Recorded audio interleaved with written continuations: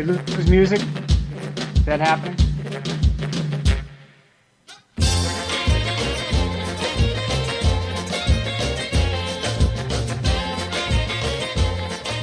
Greetings and salutations, everyone. Welcome to Soccer Over There. I hope that you have your beverages lined up, whether they be with a little something special or of the non-special variety, but still equally awesome. And it's Monday. How was your Monday? Was your Monday great? Mine was halfway okay. Yeah. Was that right? It's a little nuts right now. I feel like everyone's like really in the flow of working remotely now. So now the old school expectations are back to, or have like finally caught up with where we are now. Like, well, you could stay for an extra 15 minutes at work, right? Tell you who always works overtime. My compatriots here, the hardest working men in show business. They're always on. Anytime you turn on the streaming platform, they're there. I guarantee it. 24/7, 365. Jason, I have heard rumor he does shows in his sleep. No, not accurate. That's that. And John, whenever he's not yelling at someone for putting salt in his food, is prepping for shows. Or yelling at Florida State University's college football. Come after me! I'm a man! I'm 40! I'm older than that, but yeah, we're awful. So that was kind of where I was with the college football show, and I'm still yet to not be angry. So no? Well, look, when you get punched in the neck 52-10 and you become nationally irrelevant, and that takes a special kind of failure, that's classic. That's just some... I know this isn't college football down here or college football over there, but I will say that you guys really weren't left with a ton of talent in-house. There really wasn't, like, you might, I'm 5'5", about $150, $157, I think. Thanks last to the time quitter I checked. for all of that, yeah. And I think you got about a bunch of guys like me starting at defensive tackle. So you guys really need some assistance. You know? Yeah. Mm-hmm. Yeah, our last two coaches have not gone well, and ever since the quitter left to go get the big paycheck in College Station, it has gone. I am having a very bad day. Oh, yeah. Over on the OSG Sports side. I am in no mood. No, I was not in a mood. I had a rant for the ages discussing the quitter and our program, and yeah, that's on the OSG Sports app. That's on the other channel of the network. Mm-hmm. I will let you guys a little bit of insider baseball here. I'm not going to go into the specifics, because this is a family show, but I will tell you that Saturday DM thread was amazing to watch. It was like, wait, John. Can we please have a naughty option somewhere in the chain? Oh, we needed a naughty option, that's for sure. The naughty option was the needed. boss specifically did not text me during the game, knowing full well what the score was. She left me alone. That is a good woman. Left me alone. She is on a different level of operation. I salute her. Yes, we are definitely ones who have outpunted our coverage here. But yeah, when it was 38-10, it was radio silence. It was texting silence. It was nothing. And then I'd kind of buzz through it. And, oh, look, there's Undercover Boss. I think I'll watch that instead in the hotel room in Birmingham. That's how much fun I was having. Oh, man. Yeah. Jason, was your weekend any better? Well, you know what I was doing last night, so the answer would be no. No. That was not necessarily fun. Well, I will say that my weekend was pretty decent. If I have to say, my boys Milan came through. They got that 2-0 win over Crotone. By the way, if you watch that game, I have received questions about Rebic and if he has a broken arm, dislocated. There's no fracture. He's A-okay. He will be out for a couple of weeks. It appears to be a dislocated joint there. It was a when he rolled. So Rebic is on an attack. There's a trip. He rolls. And he comes up immediately, and you can see that like extra knuckle under his elbow right there. And all the players just kind of gave like the universal, like, you know. So it was pretty nasty. But Milan looked really good without Rebic. or without Zlatan Ibrahimovic, rather. It's been a long day at the office. I can tell you that. I feel like we can all, along with the Twitch verse out there and the Twitch pitch, and I feel like we can all be honest with each other here. It was a long day at work today, but Milan looks A-okay. They were able to survive without Ibrahimovic. Rebic, when he was in, was fast and physical and all the other things that the high school coaches say. Brahim Diaz scored. He got on the board. That kid is going to be something scary. And I think it's really good that Real Madrid maintains some rights on him, because that kid is going to be absolutely frightening whenever he gets a little bit of seasoning on him.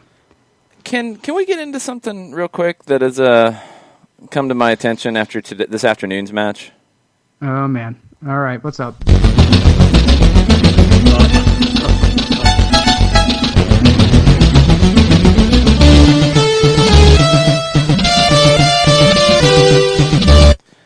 Mondays with Reddit. That's fine. Can I go ahead and just dig into this nonsense? Because I'm really over it. The Plucky Upstarts. Oh, Nathan Pugh, hide your ears. Yeah. The Plucky Upstarts. Where did the victim complex come from with Jurgen Klopp? No. Now he's trying to start like virtual debates with Roy Keane on Sky Sports. Like, what? They've won everything.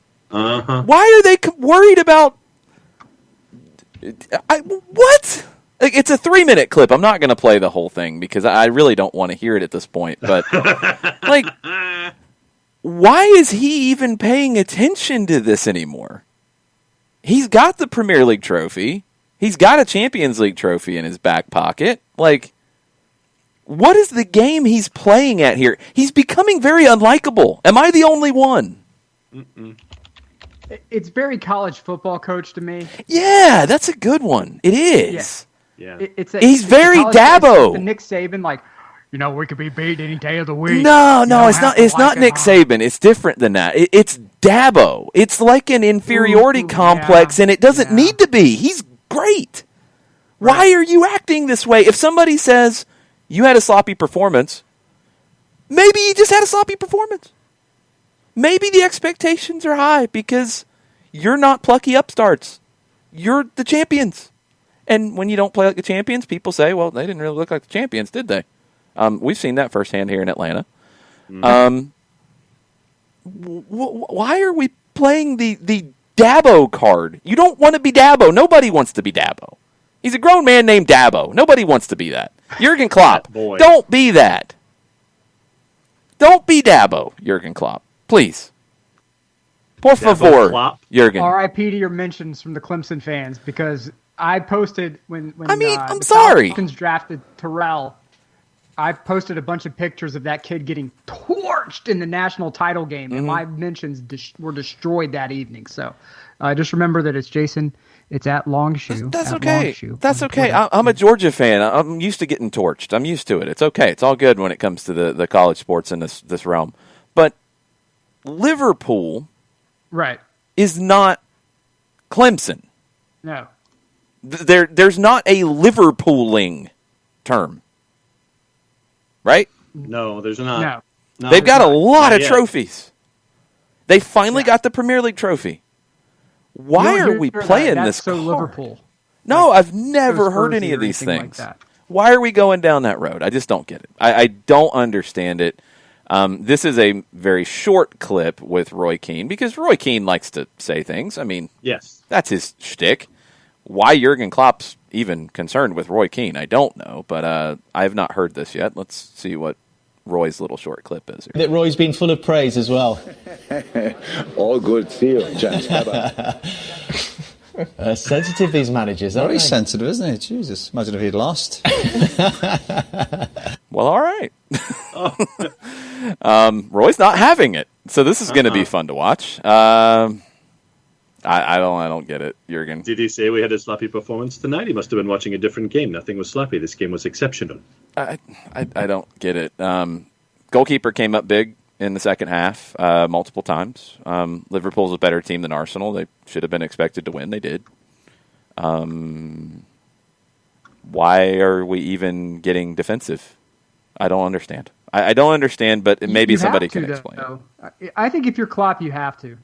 Why? Like, what's making him defensive? Because you blew the rest of the league out of the water so far last year, right? Coming off of a Champions League trophy, you blew the rest of the league out of the water. Mm-hmm. People can become very complacent, and it's the easiest thing to go to is the us against the world mentality. Guys, I know we've won a lot, but the rest of the world hates us. They're against us. We have to get the respect that we deserve to come on out, okay? You don't respect us, that's fine. It's us against the world. We've heard every Southern coach drop that line God knows how many times because it's the easiest thing to go to. It requires no thought. That's why he's doing it. I've never seen Liverpool act like this. And I guess that's what it is that's so jarring is like, and I'm trying to remember, LB Foubert, who's changed their name on me. I got it. LB said, not really relevant when Clemson pulls it either because Clemson hasn't Clemsoned in years, which is accurate, totally accurate. Yes, that's true. But there's a difference, in my opinion, between, and maybe it's not fair and maybe you never outgrow it, a Clemson and a Alabama, a Clemson and Notre Dame still has that cachet. I don't know if they deserve to have it anymore, but they do. Right, they still do. Yeah. Liverpool is a blue blood. Liverpool is not Manchester City in that regard. Manchester City could act this way because they don't have a lot of history and they are the new kids on the block. And yes, they've spent a ton of money and all those things. Liverpool is not that. Like Real Madrid can't act this way. No. Barcelona can't say these things. Bayern can't say these things. There's certain clubs and teams that are elite, or they carry themselves as elite even when they're not elite. Liverpool's always been that way until they actually get back to being elite, and now they're pulling the us versus them card that's, you can't do that when you're Liverpool. It looks small time. When you had the slip, when you've had so many things previously that kept Liverpool from being at the top at the end of the season, right? The whole mystique and aura around Liverpool was the cop, you'll never walk alone. You know, this whole energy like, you know, we are the passionate people. We do things the right way, and we're not just dumping piles of cash to buy a Premier League title, and they won. And so, to me, at that point, you have to become Ric Flair. You have to be Ric Flair. When you're at the top, you have to puff your chest out a little bit. You got to walk the walk, and you got to cut the promo, right. And you got to show that you want to. You know, you want to knock me off. You want to knock me off the top of the mountain. Then you got to come and get it. Right. It's hard. It's hard to be the man. It's even harder to stay the man. Mm-hmm. And that's what Liverpool needs to be saying right now. It's like, you know what? Come beat us.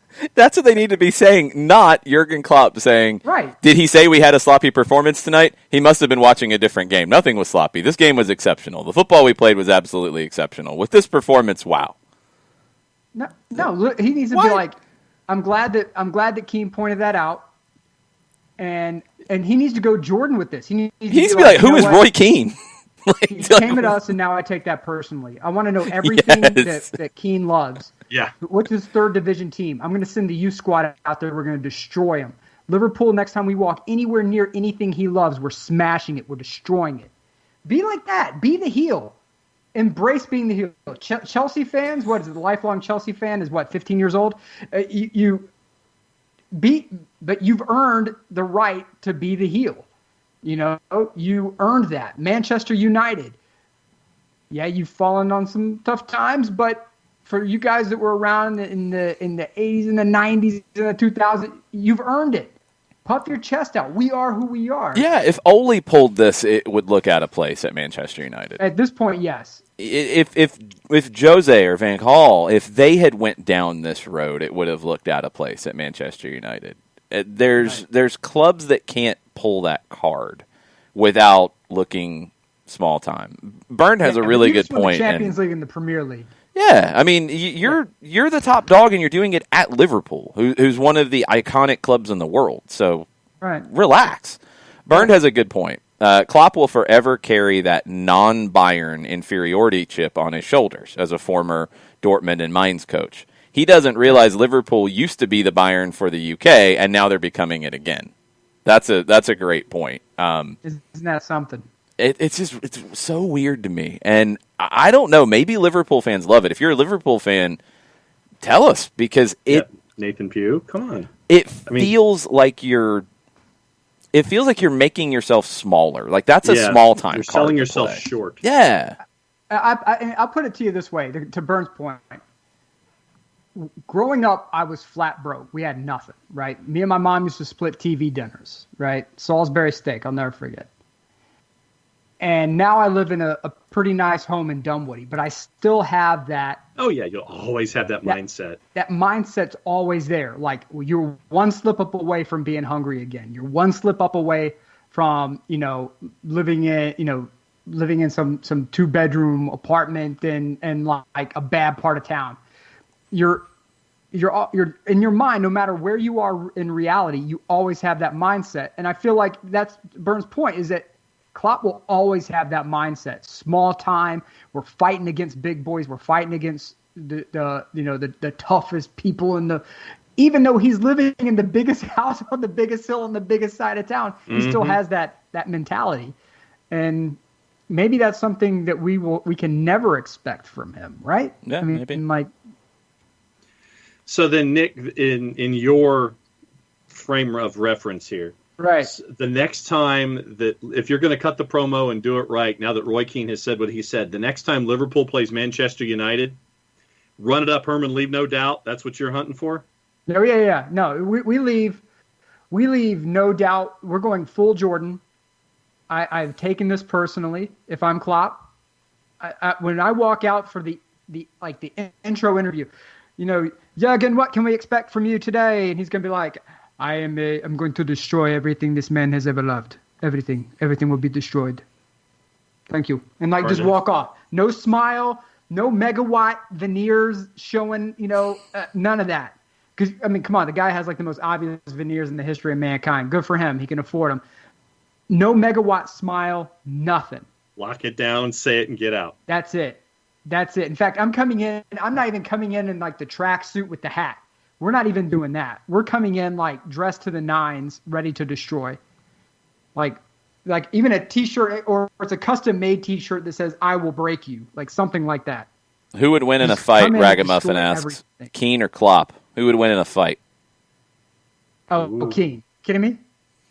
I think Keane's still got it. Yeah. Keane's going to beat him to death with his own liver. He might. I'm not saying Klopp can't throw. Yeah, exactly. But it's Roy Keane we're talking about. No, but I think that Jared is looking at Keane's history of Irish fighting since he's from Cork. Yeah, I'm not fighting a man from Cork. This is the same philosophy of why you wouldn't fight a guy like Tito Villalba. Go look at the neighborhood Tito's from. You're probably not going to fight Jake Mulroney. I don't know what part of Dublin he's from, but he's from Dublin, and the odds are not necessarily in your favor that, that he's going to be from a neighborhood that you don't want zero problems with. I'm not saying that Klopp didn't grow up in tough streets or anything. I'm just saying I'm not eager to fight a dude from Cork. That's all I'm going to say. No, I'm not signing up for that. No. Nathan Pugh says, the unbearables up the Reds. Be that. But be that. Don't be, did Roy Keane say we were sloppy? That's no. I'm going to argue with Roy Keane now. Just don't do that nonsense. Let's get into the weekend in the Premier League. Lots of things to get into from there. Liverpool got their win today, 3-1. Fulham looked very bad, and their owner came out and talked about how they looked very bad. I know you guys will want to get into that one. Manchester City looked very bad. I think they had 9 players available, and it showed. Leeds looked very good, but it took a lot of work to get their winner, and they found it against Sheffield United. Chelsea looked very bad and then very good. Manchester United looked bad, but then were fortunate. And the referees did not make any friends. Nick, where do you want to start with any of that? I want to start with Tony Khan and Fulham. Yep. That's where I want to start. Because Fulham got drilled. Sorry, Terry. I know you're out there, huge Fulham fan. But to me, it is refreshing to have a team owner come out and say, guys, I have to personally apologize for what you witnessed today. We're going to get better. We're trying to sign center backs. We're trying to do this. We're trying to do that.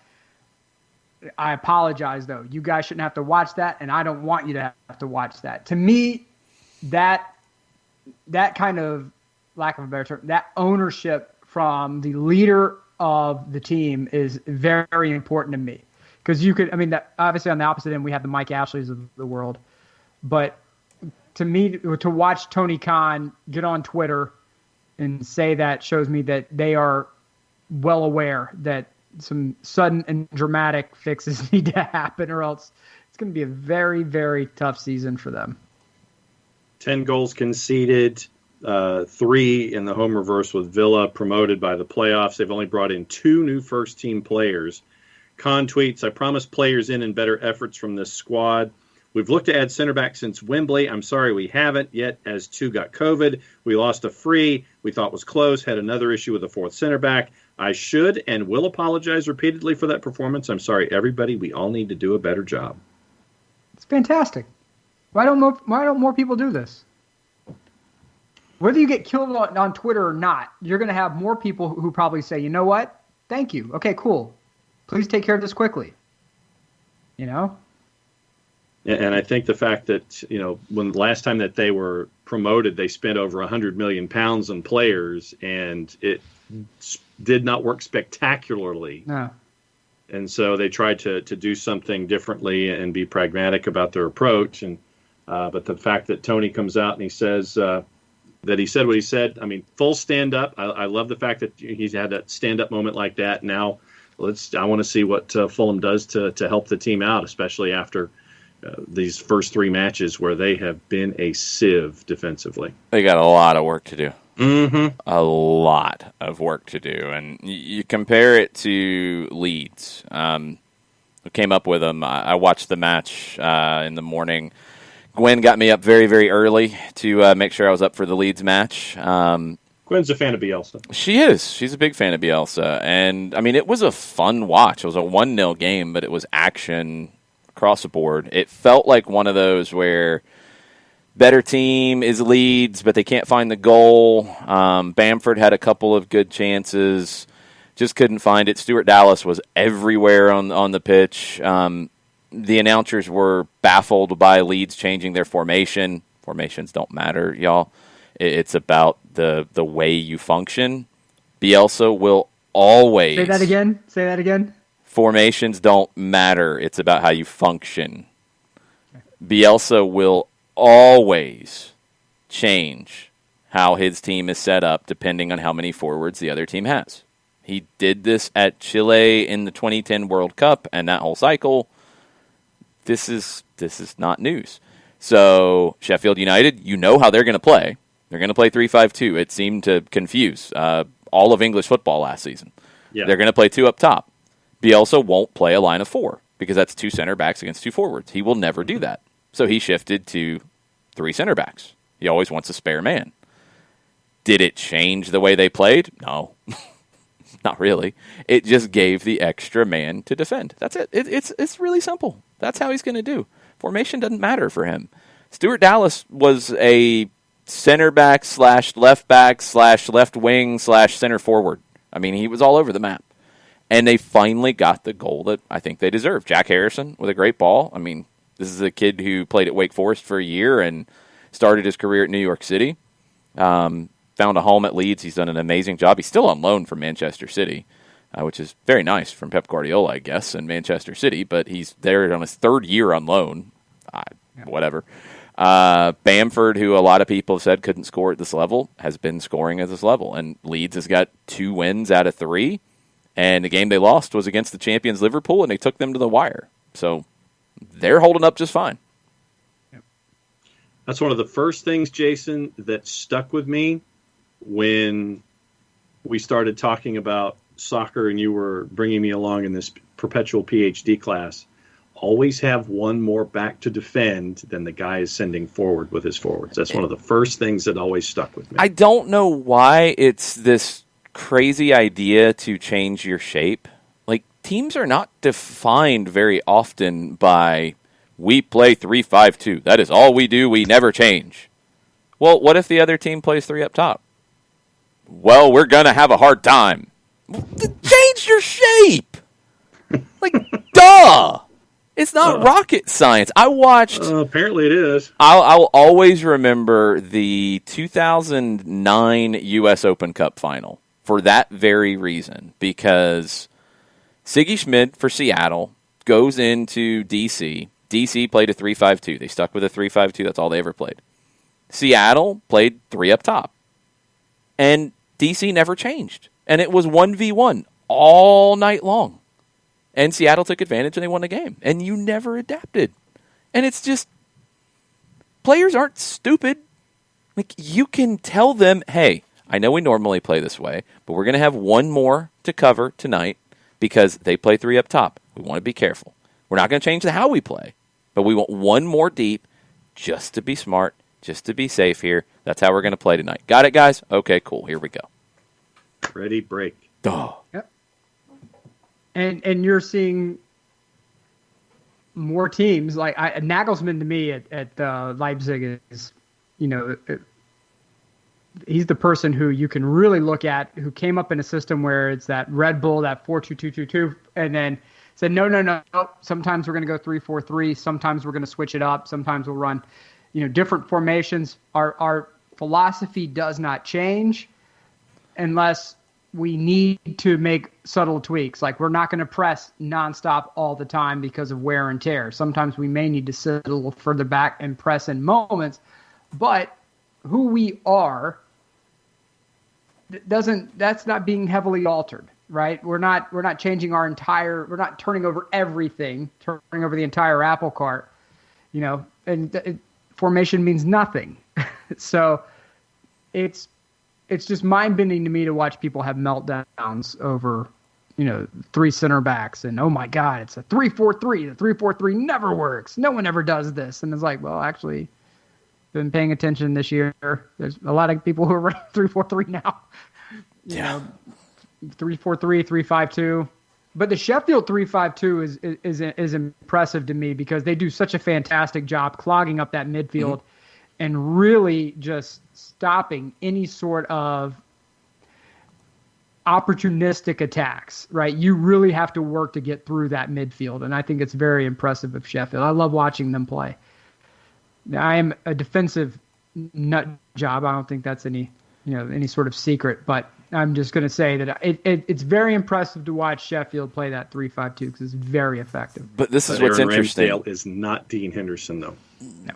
Yeah, but I mean, you're not faulting him in this one.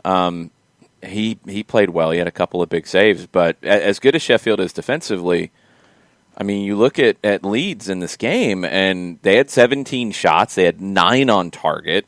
They had 64% of the ball. They passed at 81%, so they were able to do what they wanted to do. They completely dominated the game against a team that's used to controlling a lot of teams, especially teams that they see as below them. Now, Sheffield United can't do those things against your Liverpools, against your Manchester Cities, but I'm sure they thought they could against Leeds. They didn't. They didn't at all. It was dominant from Leeds, and it took a while to find the goal, but they eventually did. And I think the naysayers on Bamford have to stop. They have to stop completely. Byrne chimes in on Nagelsmann and says he changes his shape during the match very often. I would say almost once a game. He also gets his starting tactics wrong quite often, but then he's not afraid to adapt. And yeah, I mean, Pep does the same thing from a different perspective, but he changes shape, he changes formation quite a bit in match, but also going match to match. Formation does not define tactics. Formation is just how you start the game, and it just defines a little bit of responsibilities, not you stay here and you never leave the spot, and if you're on the left side, you never move anywhere. You just stay on the left. No. Those days are gone. The top teams don't play that way anymore. You got to be able to adapt to what the game gives you. I'll take last night for an example. Ignacio Aliceta, the left winger for Chicago, consistently coming inside and popping up in the right side of the field and the right central channel especially. Brooks Lennon did a really good job of staying with him and following him because Aliceta's given teams a ton of problems doing that. Not so much last night because, and I saw a tweet go through, which I don't need to look at Twitter during games, but there was a tweet about, Lennon's having to clean things up for the left side of the defense now. No, the left winger came all the way across now, and he's on the other side creating an overmatch there. They're creating a 3v2. Lennon's got to go with Aliceta, and he did, and he won the ball, and that's what you're supposed to do. Formation it's not a straitjacket. And I think at times we look at it as that. It's not. You have to be able to adapt. That's how a lot of people, I think, have grown up, though, was with that. It is. With that formational straitjacket of, hey, center back, why are you pushing north of the half line? It's not 1992 anymore. Right. Please. And that, and look, for people who have that sort of mindset, it's not necessarily your fault for having that mindset, just because it's what you grew up with. But it is on you to start kind of observing things through a different lens and maybe trying to pick up on tactical shifts and responsibility shifts. I'm someone who wants a sweeper to come back. I would love for a sweeper to come back. I firmly believe that the sweeper is the key that can undo the counter pressing. However, I'm probably wrong, and I'm probably going to, be set on fire for saying that. But at the same time, I have to look through things through a different lens. What I want isn't necessarily going to work in today's world as much as I want it to. Not yet, anyway. I have hope. Me and Jarrett, we're going to take over Vancouver, by the way. Me and Jarrett are going to take over Vancouver. We're going to run old school Catenaccio. It's going to be amazing. It's going to be so much fun. The offset. Yeah, it's going to be offset. I don't like the look of it. Three passes. 3 passes on a counter. 3 passes. That is the perfect counter. 3 passes. That is cold. 3 passes on the counter. That is cold-blooded. It can work. It can work for a team like Vancouver. It can work for a team like Vancouver. It's going to involve the most flying 8 of all flying 8s that you've ever seen flying 8 in MLS. Yeah, that's right. Your whole team would be flying 8s. That's all you'd have. You just have a group of 8s. We would with a sweeper. We'd make a key signature. We would call up Mario Balotelli to come be our striker. We'd make him our designated player. You're gonna do what? We're gonna call up Mario. We're gonna call up Super Mario. We need a big body striker to orchestrate the counters. Mm-hmm. I'm gonna be on the sideline. Jarrett's gonna be on the sideline. We're gonna have Campari spritzes. We're gonna have a Campari. You're gonna need some advertiser alcohol right across the front. Get Bell off. I don't care. We're getting Campari across the front. There you go. It's gonna be amazing. We're gonna have so much fun. Everyone's eating bolognese before the game. Why not? Let's go. Well, if it's in the press box, I'll at least like calling those games. Just a cement block in your stomach for 90 minutes. It's like running around with a brick. Like a brick. I remember one time. So we got 10% possession, but we won 2-0 because of 2 set pieces. That's it. I don't care. Doesn't matter to me as long as we get the W. I made that mistake. We were down in Savannah, and so they and my uncle's like, if you go down there, you're playing. Doesn't matter what sort of physical condition you're in, you're gonna play.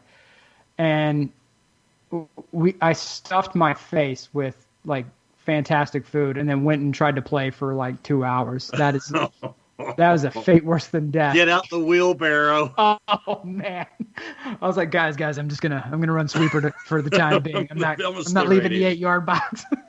There was not one offside for the other team. Not one. I was not moving. Speaking of Balotelli, what's this about Genoa?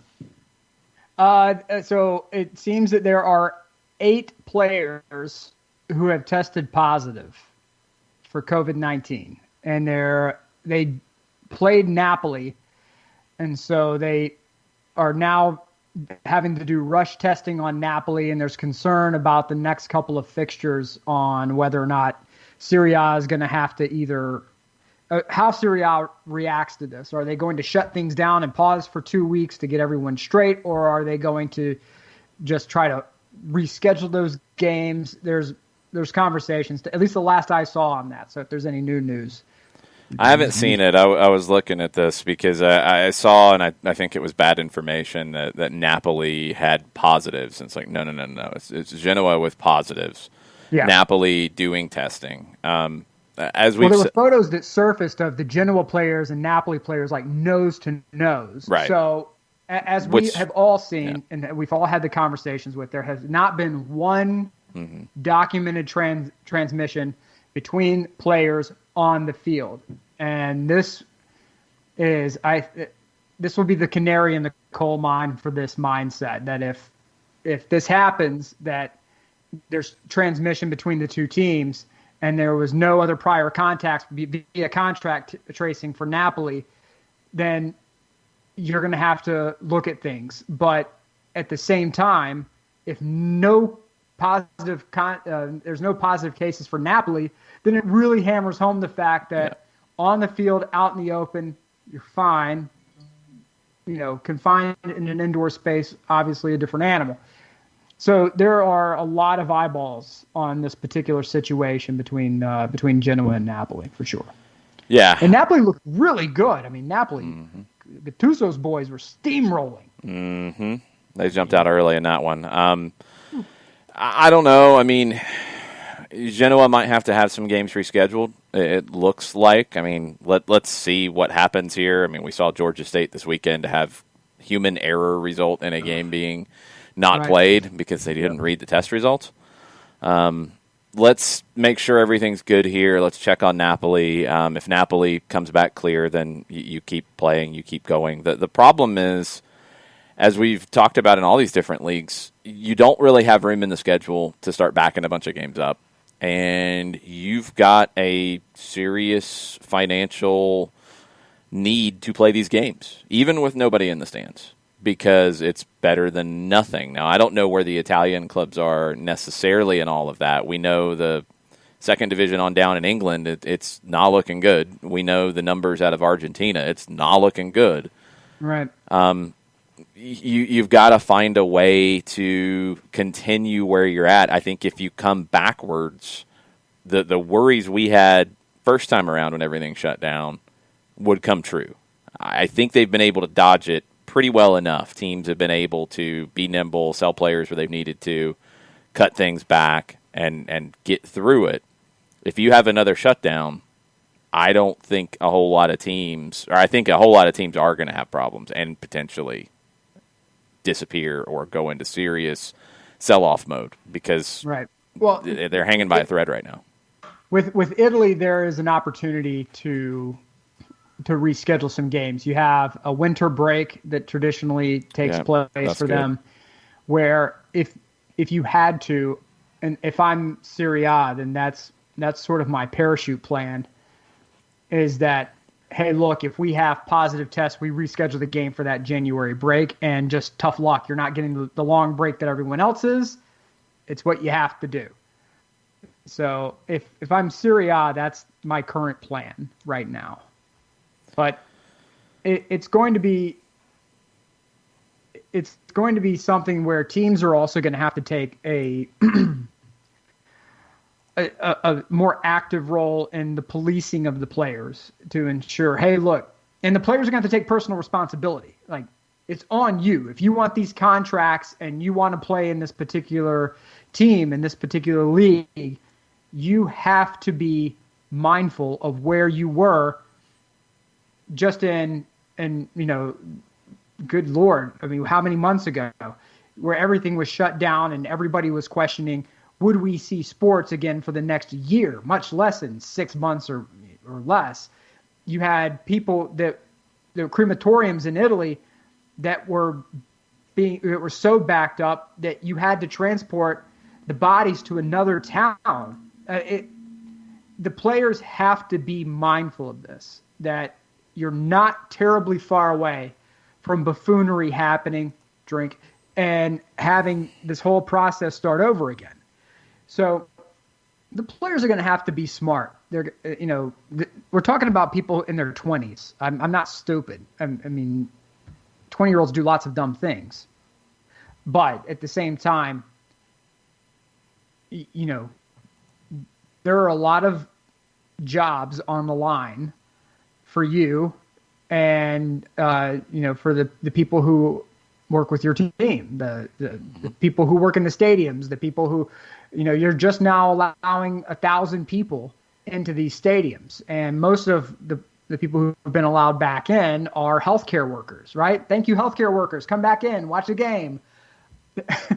Here's your thank you. We're all going to get COVID now because we were stupid and we went out partying or traveling or doing whatever. Come on, we got to be smarter than that.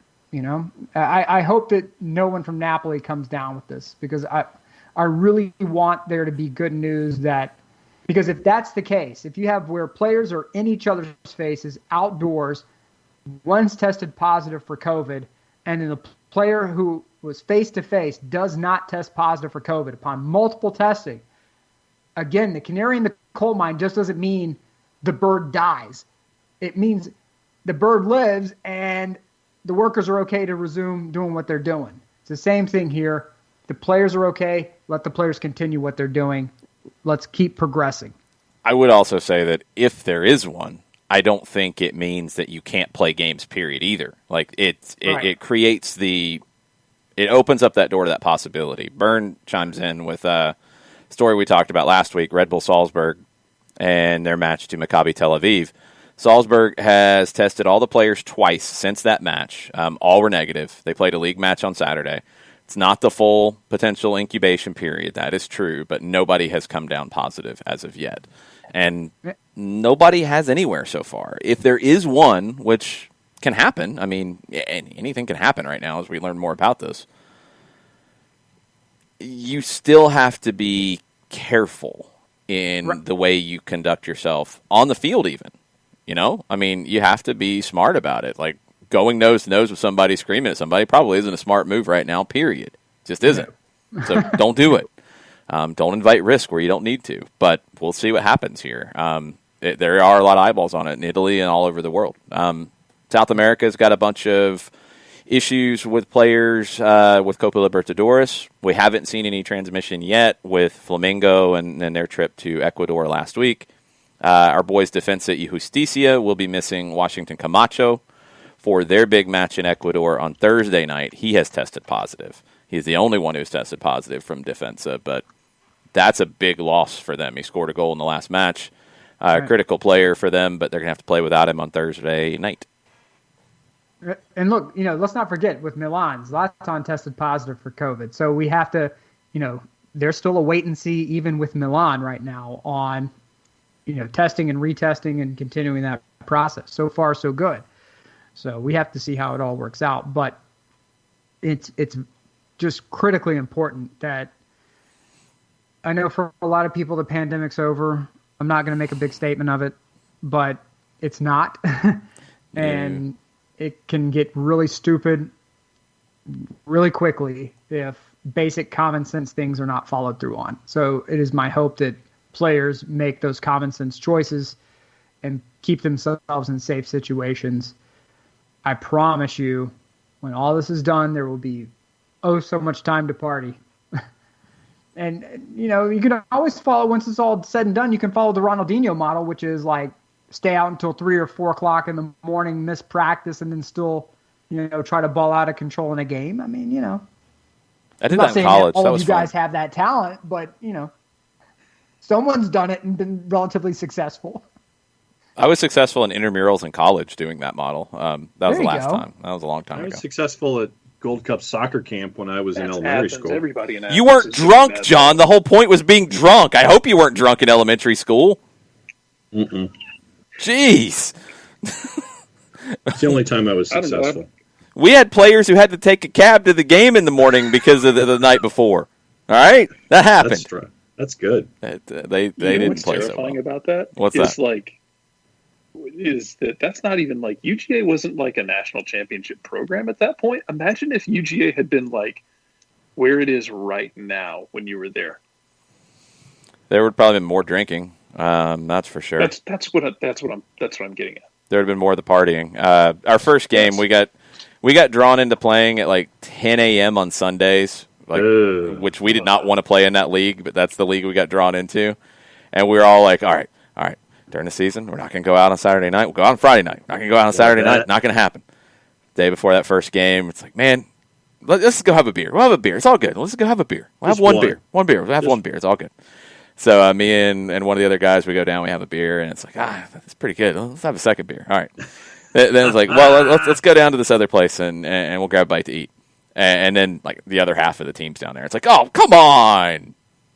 And then, yeah, we were hungover. But I played pretty well when I was... I was going to say, I would think that maybe if you're hungover, you're kind of concentrating a little more than you would normally.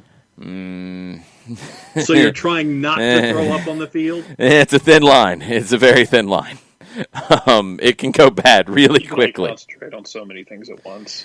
Yeah, it can go bad really quickly. But I had some really good games that season. I had some really bad games that season. But yeah, there you go.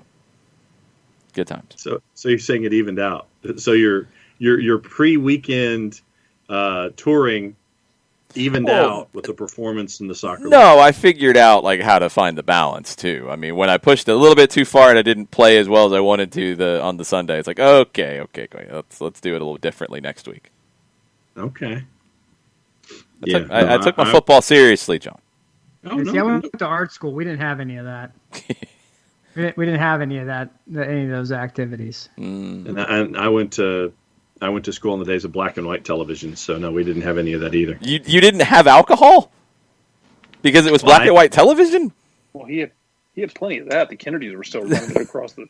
I'm like, wait, what? They had beer back then. Yeah, but they ate like you guys got to remember, like when John went to school, that's when people were like cooking with Crisco every meal. That's accurate. Like every meal, so you had all of that grease and everything to absorb the booze. You could power through.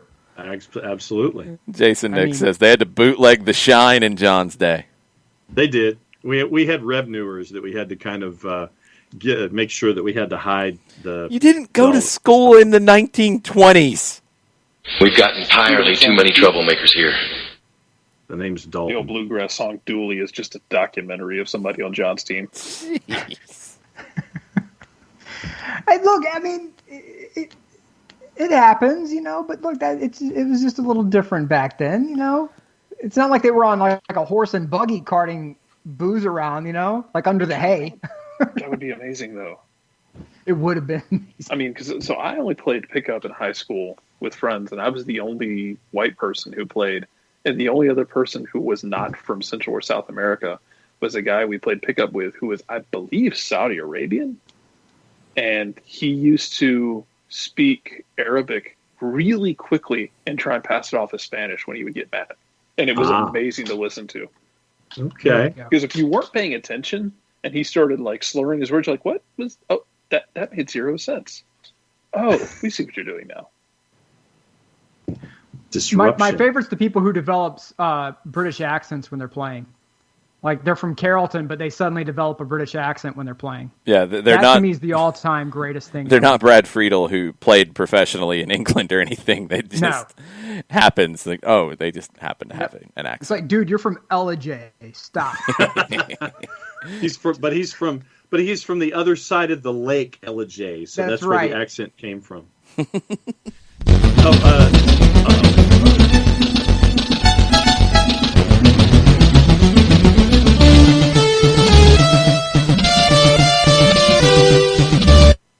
Mondays with Reddit. We like controversy on this show, right? Controversy, yes. Controversy. There we go with the accents.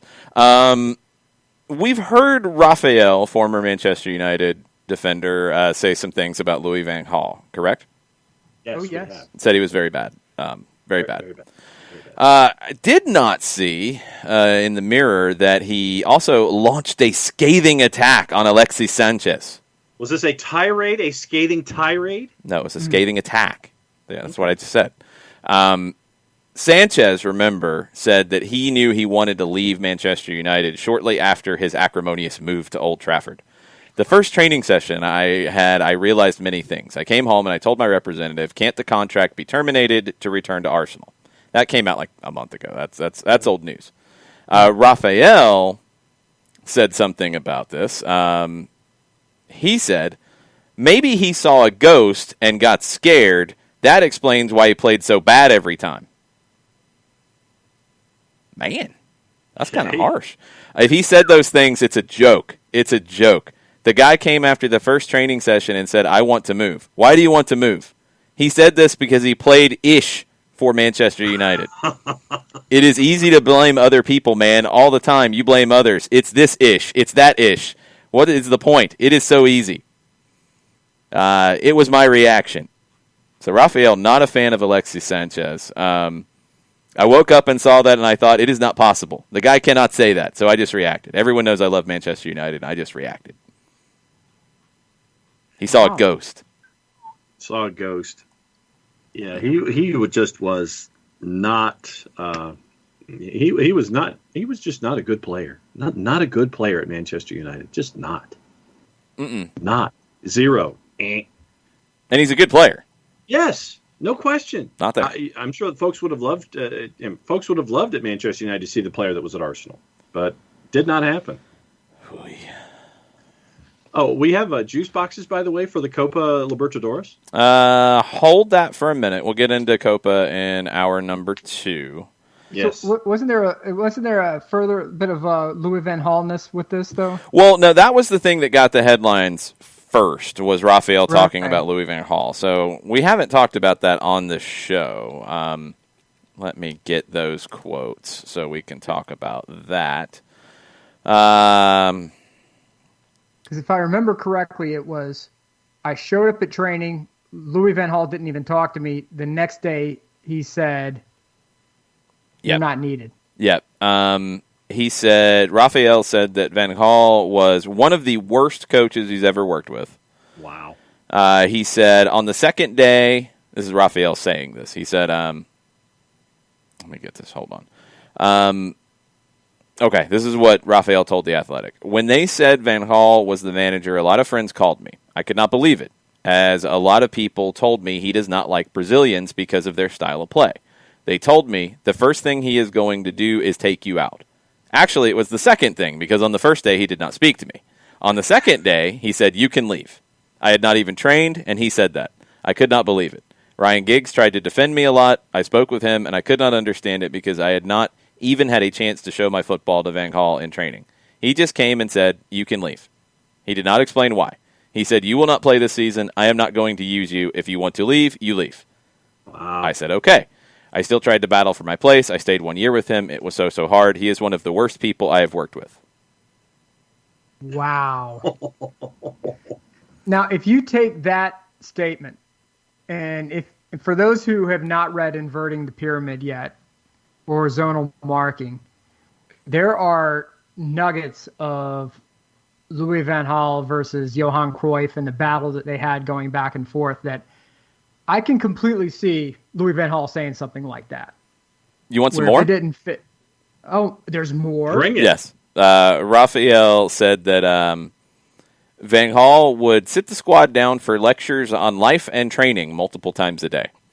Raphael said every day after breakfast, after lunch, or if we had dinner together, he would speak to everyone for 15 minutes about training, about what has happened, about everything, about life. You know when you start to stop listening to what someone is saying because they speak so much? He wanted to show he could speak, but it was every day, all the time. You need to wait for everybody to finish their food to leave, which is fine, okay? But then we watched him talk for 15 minutes, with all due respect, about ish. That is the truth, man. It was ish. I like Raphael. He's fun. Yeah. Wow. I don't know whether or not to feel bad for Van Gaal or not. I kind of do a little bit. Because the man's like, I have this wisdom. I want to give you. But there's a time to do it, a time not to do it. Yeah, he's definitely one of those guys, though. Every coach who gets to that point, though, has that gene somewhere buried inside of them, whether they say it publicly or not. there is that arrogance that comes with it. I think there has to be to get to that level. Yeah, that's accurate. And I think he had the arrogance from early on. He's an arrogant man. He's won a lot. He's obviously a smart man in what he's done. Has he had bad stops in his career? Yeah, like everybody. He's had plenty of success as well. But yeah, I could see him being that guy. I could see him saying, "Oh no, you're going to listen to me talk about life now. Sit down under the learning tree with me, folks." Yes, I could see him doing that. The learning tree with LVG. Yes. Yeah, I could absolutely see him doing that. We have an update on an earlier topic in the show, which is very good.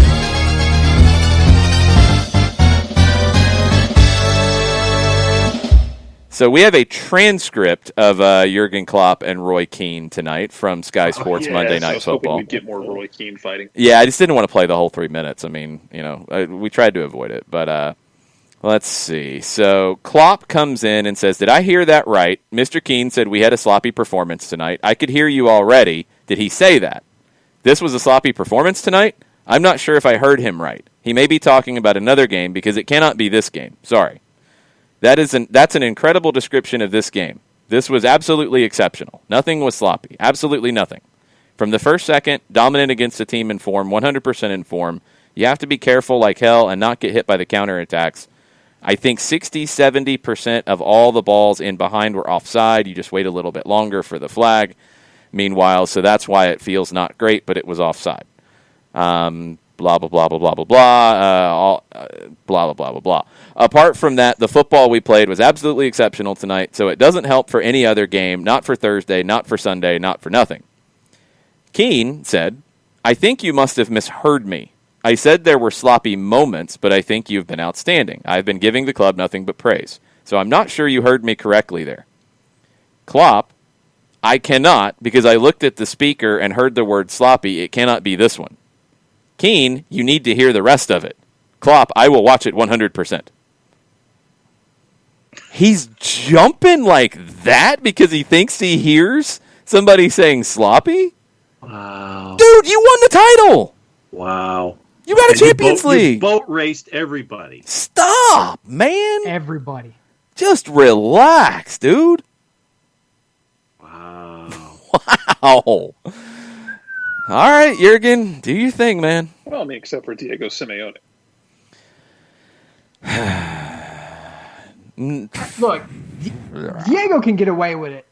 Diego can get away Oh, with yeah, it. he embraces being that guy. Well, no, Yeah. I'm saying he boat raced everybody but Diego in this last year. Because Yeah, no, that's fine, but man, Klopp's got to chill. Like, somebody says something was sloppy. Every team, no matter how good they play in a match, has sloppy moments. Mm-hmm. To jump into that conclusion that way, wow, you're a little defensive. Like it was said. A little sensitive there. Yeah. that's because the real Plucky Upstarts, as we learned this week, are in South America. Liverpool can be Plucky Upstarts. It's just not the European Liverpool. Yes, Liverpool in Uruguay is Plucky Upstarts. Liverpool in England, not Plucky Upstarts. But don't you dare call them sloppy. Don't you dare call them sloppy. What happens when they lose? I think Keane's right. What happens when they lose? What are the post-match comments going to be? I don't know. I feel like this is the sort of thing, though, that happens with a lot of teams when you were on top of the world, and it is, I mean, for better or worse, everyone's kind of waiting on you to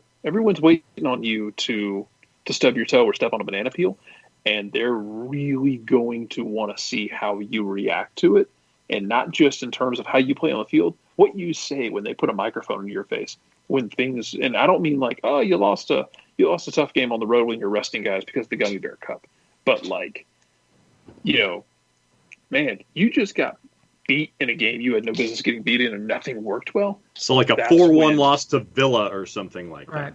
At home. Like, and none of the goals are excusable, that sort of thing. That's the one where, I mean, everybody's just, you're kind of sitting there waiting for somebody to step on a banana peel. And it's Liverpool now, and whoever the hell is going to be next in terms of the team that just kind of takes over. And before them, it was the Real Madrids. We still do it with Bayern Munich. We still watch Bayern Munich this weekend have somebody take a hammer to their head for 90 minutes. I got my son's buddy. His dad is he's from Germany. He's a massive Bayern Munich fan. And so to sit there during the game and be like, hey, Bayern's down 2-0 right now. Hey, Bayern's still losing. Now it's like 3-1 now. Oh, hey. Oh, by the way, it's like 4. It's kind of, yeah. It was magnificent. It's so much fun. But look, some people are just like that. Some people can't take a job interview. Some people can't handle the slightest bit of advice or critique. It's not that they crumble. They just immediately get defensive with it. And maybe Klopp's just one of those guys who's just hyper defensive over everything. At some point, if you told him the rice was a little crispy, he'd be like, "The rice is not crispy." It was outstanding. The rice was outstanding. Yeah, that Roy's been full of praise as well. All good. See you, gents. Bye-bye. Sensitive, these managers, aren't Very they? sensitive, isn't he? Jesus, imagine if he'd lost. I mean, man, yeah, this is going to be fun this season. But yeah, well, that first uncharacteristic loss, that's going to be the one. Because Keane is going to be ready for that. Know he is going to have the bazookas ready to go. Keane has Google alerts ready for hey, they're trailing in the game. Get to the studio now. Yeah. He's sleeping in a nicely fitted suit, just waiting for this moment. He has installed a fire pole at his flat, wherever it may be, down to a Batmobile. Uber on demand. Studio. Oh yeah. Mm-hmm. If he could, until he is working on teleportation technology now to appear behind Klopp with a microphone, and I hope honestly it's one of those that we've seen Callum up in Minnesota use, and we see a lot of the British broadcasters use. We're just right under their mouth. The one with the hood, yeah. It's not going to be the bat symbol that's twirling toward the camera. It's going to be like a shamrock, slides on the pole. Man, just someone give Keane a job again, just so I can watch what happens. Put him in charge of a team again. Nah, nobody wants that. He shouldn't want that. No, I want to be amused. I don't want to see someone fail or succeed. I just want to be amused for my own benefit. See, I want him on TV at the expense of others. Yeah, no.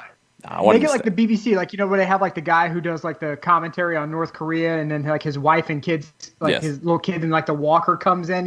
Yes. I want that. I want the office set up, live streaming 24/7, where he can just bust down the door and immediately come running in and be like, ah, just point the finger in the camera. Sloppy! And he's got to be that close to the lens. Yes. No, it's controlled anger with Roy Keane. So he's got a rolling chair on a track. He can roll 30 feet onto the set. The chair that normally goes up the stairs, but instead he just jumps in it and it pulls him right in front of the camera. Yeah, air brakes and everything. You just see it kind of whip in, and it air brakes to a stop with perfect lighting. That's right. Who had that? Wasn't it Blofeld in the Bond movies who had the chair where he pushed the button and the chair would slide out as he pets the cat? He's like, Klopp loses. Klopp loses. That's it. That's it. Just pet the cat. Just hold the cat, pet the cat. As you talk about Klopp losing. Yes. I figure Fabrizio Romano should get that for his sounder because he's been busy. He's going to be very busy. Talk about somebody not sleeping and being ready to go at a moment's notice. Next week is on fire. The next week for him is going to be ridiculous. Less than a week to go before the transfer window closes for all the major European leagues. We might be on earlier next Monday if we need to be because it's going to be nuts. The window will close in England at 5. It'll close in other countries a little bit before that. Latest from Romano on a few different things here. Arsenal still trying to get Aouar from Lyon. Aulas from Lyon is still talking this up in the media. He does not shut up. Aulas just talks about everything. Talking about Arsenal's offer. He said there was a timid offer it was not an offer that was even susceptible to making us consider a sale. How much do you want? 40 million euro, 50 million euro? He said more than the first number that you mentioned. So Arsenal's still dealing with that one. Milan have asked for Diogo Dalot on loan with a buy option. Manchester United want to sell him on a permanent, no agreement reached as of yet. Nick, be on the ready for that one. Roma are preparing a new bid for Chris Smalling from Manchester United on a permanent deal. Talks have reopened. Smalling is pushing to leave, and he wants to go back to Roma. Right. They really embraced him in Rome. They really love Smalling in Rome. West Ham have opened talks with Napoli for Maximovic at center back. No agreement yet. Negotiations are ongoing. Lazio is at here we go with Andreas Pereira from Manchester United. Loan with a buy option of 27 million euro. Salary will be shared. Medicals this week. Milan has not quite got to here we go, but here we go soon on their new Norwegian. You want to tell us about Milan's new Norwegian? The kid scores against them, and immediately, as the game ends, the transfer rumors start coming out that Maldini has already inquired about getting this kid. That's Manchester United and Cristiano Ronaldo-esque. You've heard that story, right? What was that? Was it a friendly when that happened? It was a friendly, and Ronaldo was just lighting it up at 17 for Sporting. And Manchester United players are coming over to Ferguson and being like, dude, this guy, wow. And Ferguson, I believe, goes over to the Sporting side and says, can you take him off at halftime? We want to talk, and we've got a lot of money to give you, but we don't want anybody else to get involved here. Can you take him off? And they got it done, and it started with that friendly. So maybe they weren't able to get him off the field before anybody else got interested, but Milan's striking while the iron's hot, eh? Well, hey, I'm seeing here, according to Sempre Milan, that Man United has apparently has entered the chat. They've entered the chat. Oh no! Yeah, Man United has entered the chat on Hague. So, Romano 2 hours ago said that he's joining Milan. Agreement reached on personal terms and with the club on a permanent deal. Last details to be completed. Here we go soon. Look, it has to resonate with the player when the club immediately calls you after the game. When your representative is calling you after the game, as you're in the locker room changing clothes. Yeah, you're just putting your streets on, and all of a sudden you get a text. Yeah, hey, step outside right now. What are your thoughts about Milan? There was talk about Chiesa, and the price for Chiesa has been hovering around between 60 to 40 million for Chiesa, but to be honest, the performances have not warranted that kind of valuation. Juve has entered the chat on Chiesa. They're trying to. That's why you're seeing so much movement now out of Juve to try to get Khedira to rescind his contract, but Sami Khedira wants all of the money that's owed to him, and that's the holdup. He's willing just to sit back and do nothing. However, they need to move him and possibly Douglas Costa to try to get the Chiesa in. I don't think you need to move Costa to try to get Chiesa. I really don't think so. I think Camiso's price will come down right at the death of the window. But if Milan wants to make a play, they're going to have to be willing to buy him outright and not with a loan with an option to buy, which is, I think, probably all they can do right now is either a loan with an option to buy. 25 million for an outright purchase of a player is one thing. 40 million, if they're willing to spread load it, maybe. But outside of that, Milan's window has been very good. Bakayoko has been somebody who's been rumored to be coming in for Milan as well. He wants to move. The clubs have to come to terms. But at the same time, so far, so good for Milan. Hague, though, is somebody who I think that is the kind of move that Milan needs to be doing. They need to be getting up-and-coming talent that is proving it. Milan's no slouch right now. They're doing really well. They have an 18-game unbeaten streak going. So bring in people who are going to be accepting of the culture. I haven't seen enough out of Chiesa toward the end of last year or this year to really warrant like a 50 million euro valuation. Somebody wants to come at me on Twitter about that, by all means, but I just haven't seen that kind of play out of him. A couple other updates from Romano. Manchester City are not going to sign another center back. Ruben Diaz is done. Napoli and Sevilla have been told that the deals are off with Koulibaly and Koundé. Those are not happening from City's end anymore.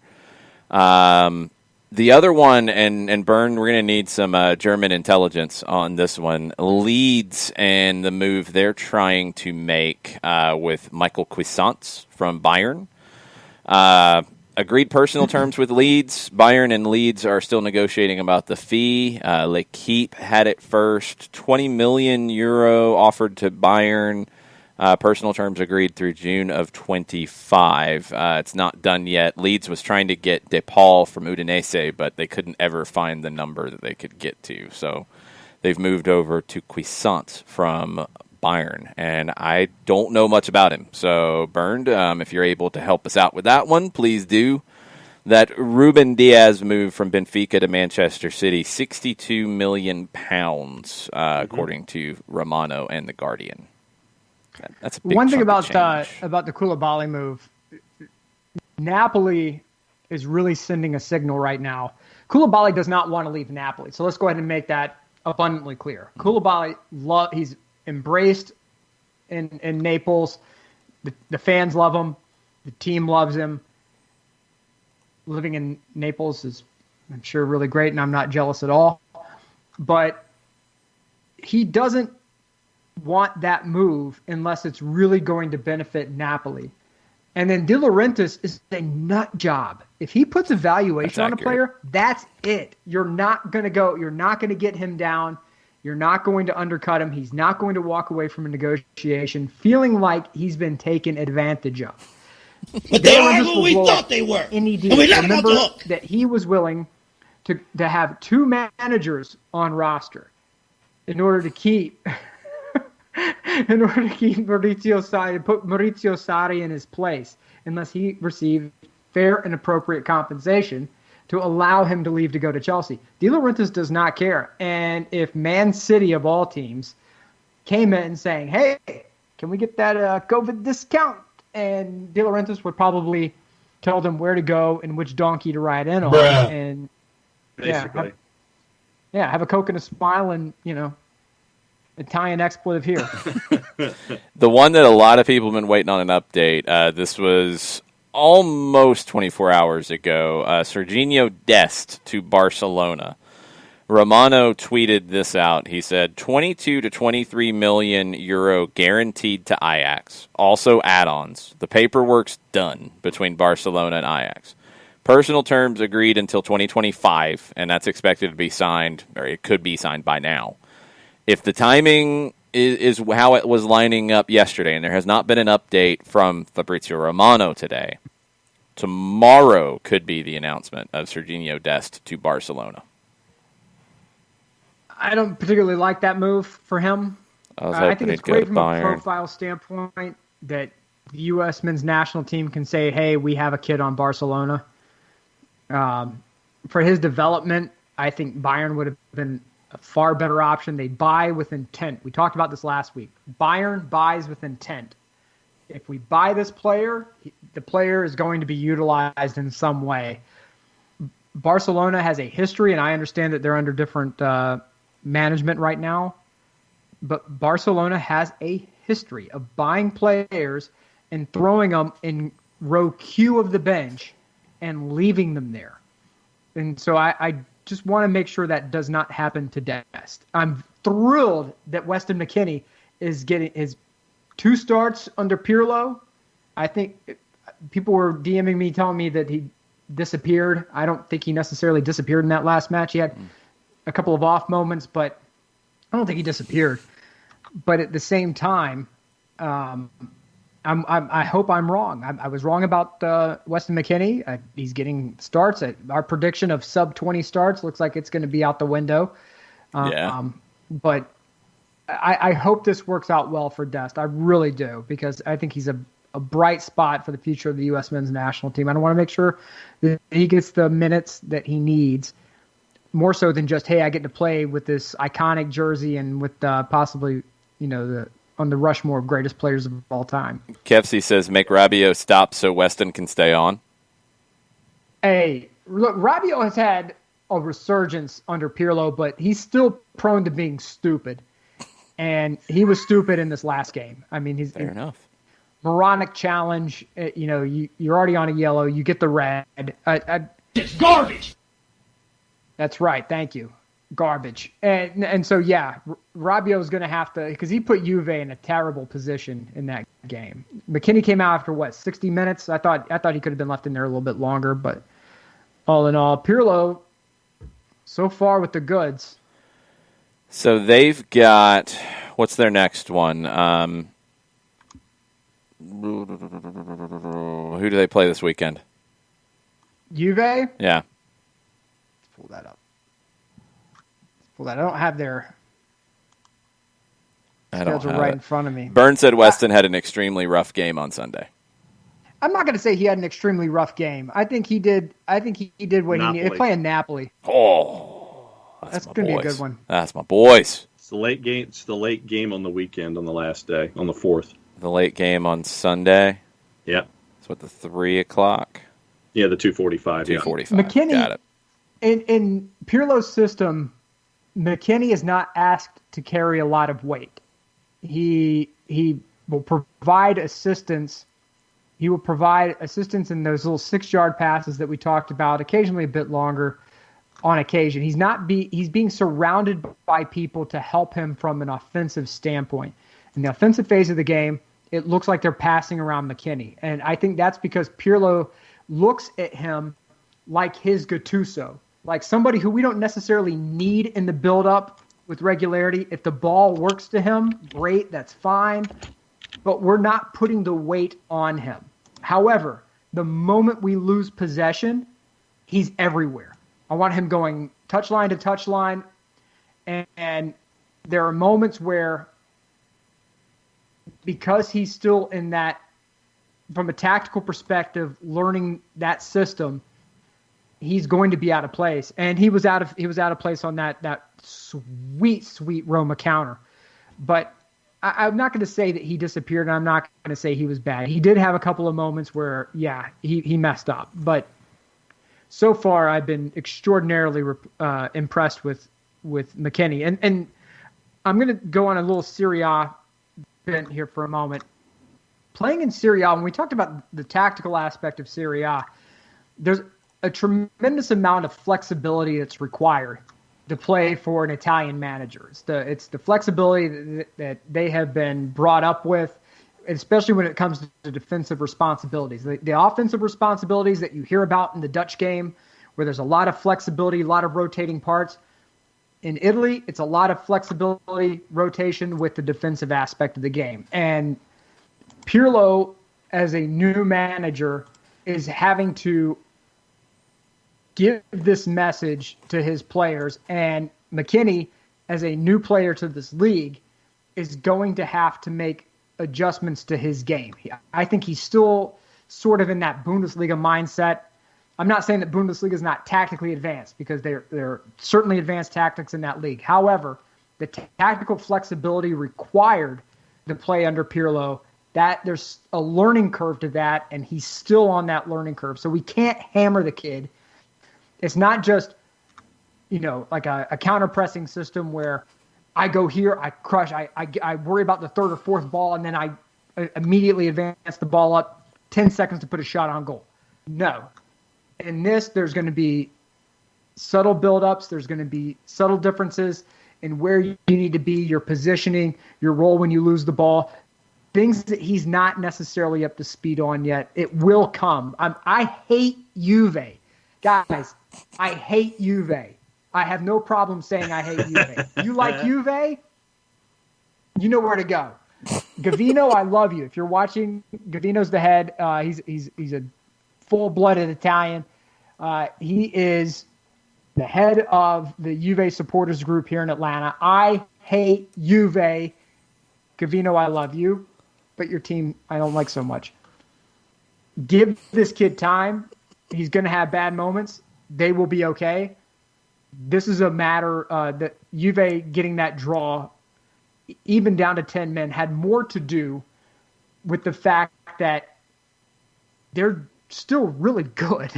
There's still a lot of talent on that team. Ronaldo still has the ability to sky over everyone and put header spot on goal, right where the goalie, the keeper is not. So what do you want to do?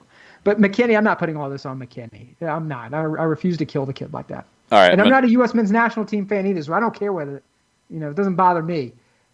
I want the kid to succeed, but at the same time, I'm not going to kill him over this game at all. Okay, Byrne came back and said Weston played well the week earlier when he was more of the 8 in the double pivot and Rabiot was more of the 6. This week they flipped that. McKennie was lost as the 6, said the second goal was on him.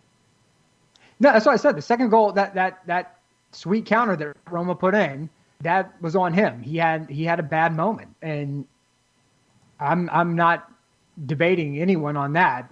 It was a bad moment for him. But to have Weston McKennie walk into this game, and to walk into Juve and start 2 games in a row, I'm going to say that's a substantial leap of faith for Pirlo. It's a substantial leap of faith for a manager in Serie A, period. I think that Pirlo is going to have to figure out, much to Vern's point. And can we send Vern something? Can we get this guy? He's like the commenter. He's like the most valuable commenter. The MVC? He is. He's the MVC. He's the most valuable commenter, for real. We can get Byrne some stuff. He needs to send us his address via email. There you go. We've got to hook Burned up. We can hook Burned up. But yeah, I'm not going to argue with you on that. He had bad moments, but for somebody to say that he vanished the entire time in the game, I'm not going to say it because there were times that he was very disruptive. It wasn't as good as week 1, but Pirlo's going to get that sorted. And some of it's on Rabiot as well. Rabiot, for his bit of resurgence, also is prone to doing some really dumb things. So. Okay, we got a bunch of stuff happening. We've got Copa Libertadores to talk about. We've got I don't have a CONCACAF theme, so we're pulling one out. We're going to see how we feel about this one.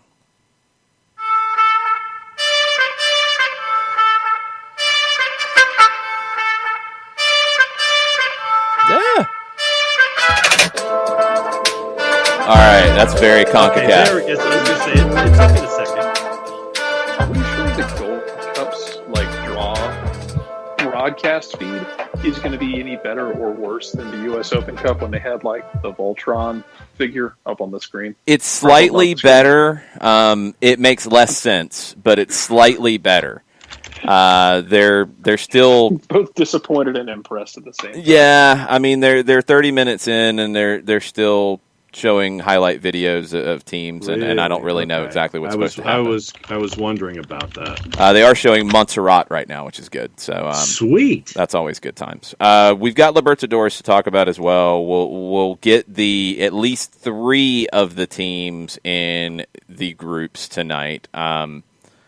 The CONCACAF draw. So you have Pot 1, which is the seeds: Mexico, USA, Costa Rica, Honduras.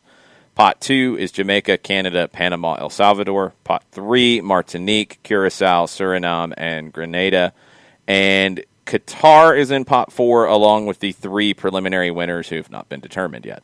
Oh, here we go. We got spinning balls in. They're in the prelim section. So this is in the prelims. Don't get worked up about it because we'll be here for a while when we're talking about the Bahamas, Montserrat, Guyana, French Guiana, Barbados, St. Vincent, and the Grenadines. So we're going to leave that to the side. We'll come back when we get into the normal draw. They do have a Zoom room up for this, which is amazing. Good job, CONCACAF. Let's get into Copa Libertadores because it is match day 5. We're in the business end of the tournament now in the group stage. Group A, we're going to go by group. So, John, I'm going to test you on your juice boxes here because you're going to have to bounce around. These matches are Wednesday at 8:30, and it is Flamengo hosting Independiente del Valle. Can I get a breaking news sounder? Oh, well, we're just doing all kinds of things here, aren't we? Yeah. Let's get that right about here. Breaking news by Nick Alifi. All right. I'm not sure if this was covered this morning, but I got to cover it now. According, this is from Tariq Panja. FIFA slaps Marco Antonio Torvato Villalba, the president of Paraguay's most successful team, Olimpia, 3-time Libertadores winners, with a lifetime ban for match fixing.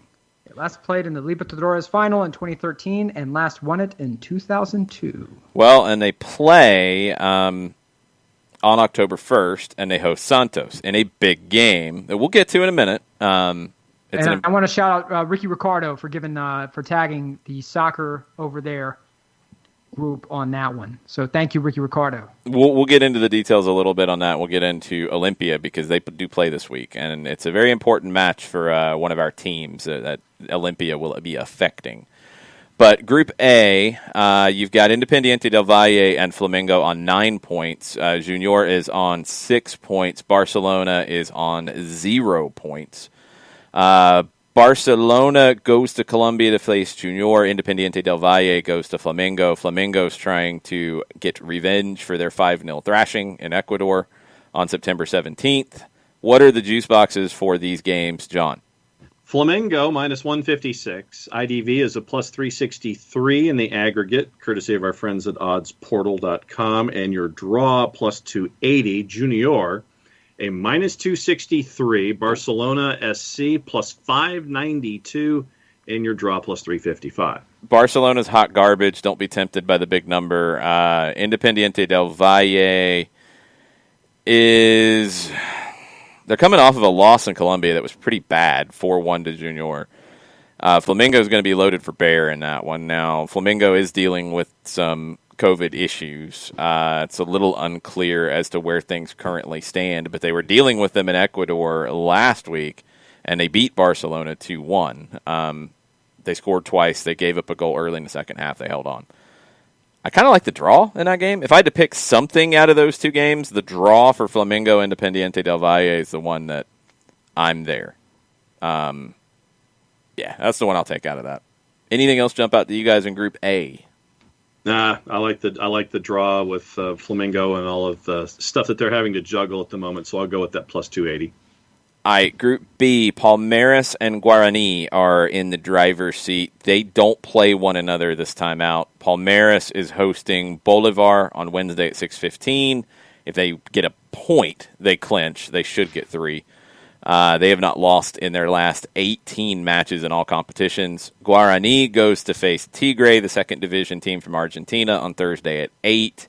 Guarani has done pretty well because people thought maybe in this group Bolivar could sneak in, Tigre could maybe make some noise. Neither one really have. Bolivar's 3 points behind Guarani. Should be the two bigger teams here, although Guarani going to Argentina is somewhat tricky. What do the juice boxes think? Tigre plus 152, Guarani plus 154, and your draw plus 229. I kind of like Guarani with those numbers. Now the fun with math. I'm taking Guarani at the points. Yeah. What is the fun with math? This should be a blowout. And that's what I'm saying. Palmeiras minus 769. What is Bolivar like? Plus 1,800? Close. 1,550. Don't do it. And your draw plus 625. Don't do it. Don't even think about it. Avoid this game. Unless you're the most degenerate gambler on the planet, avoid this game. Yeah, stay away from that one. The interesting Bolivian team is Jorge Wilstermann.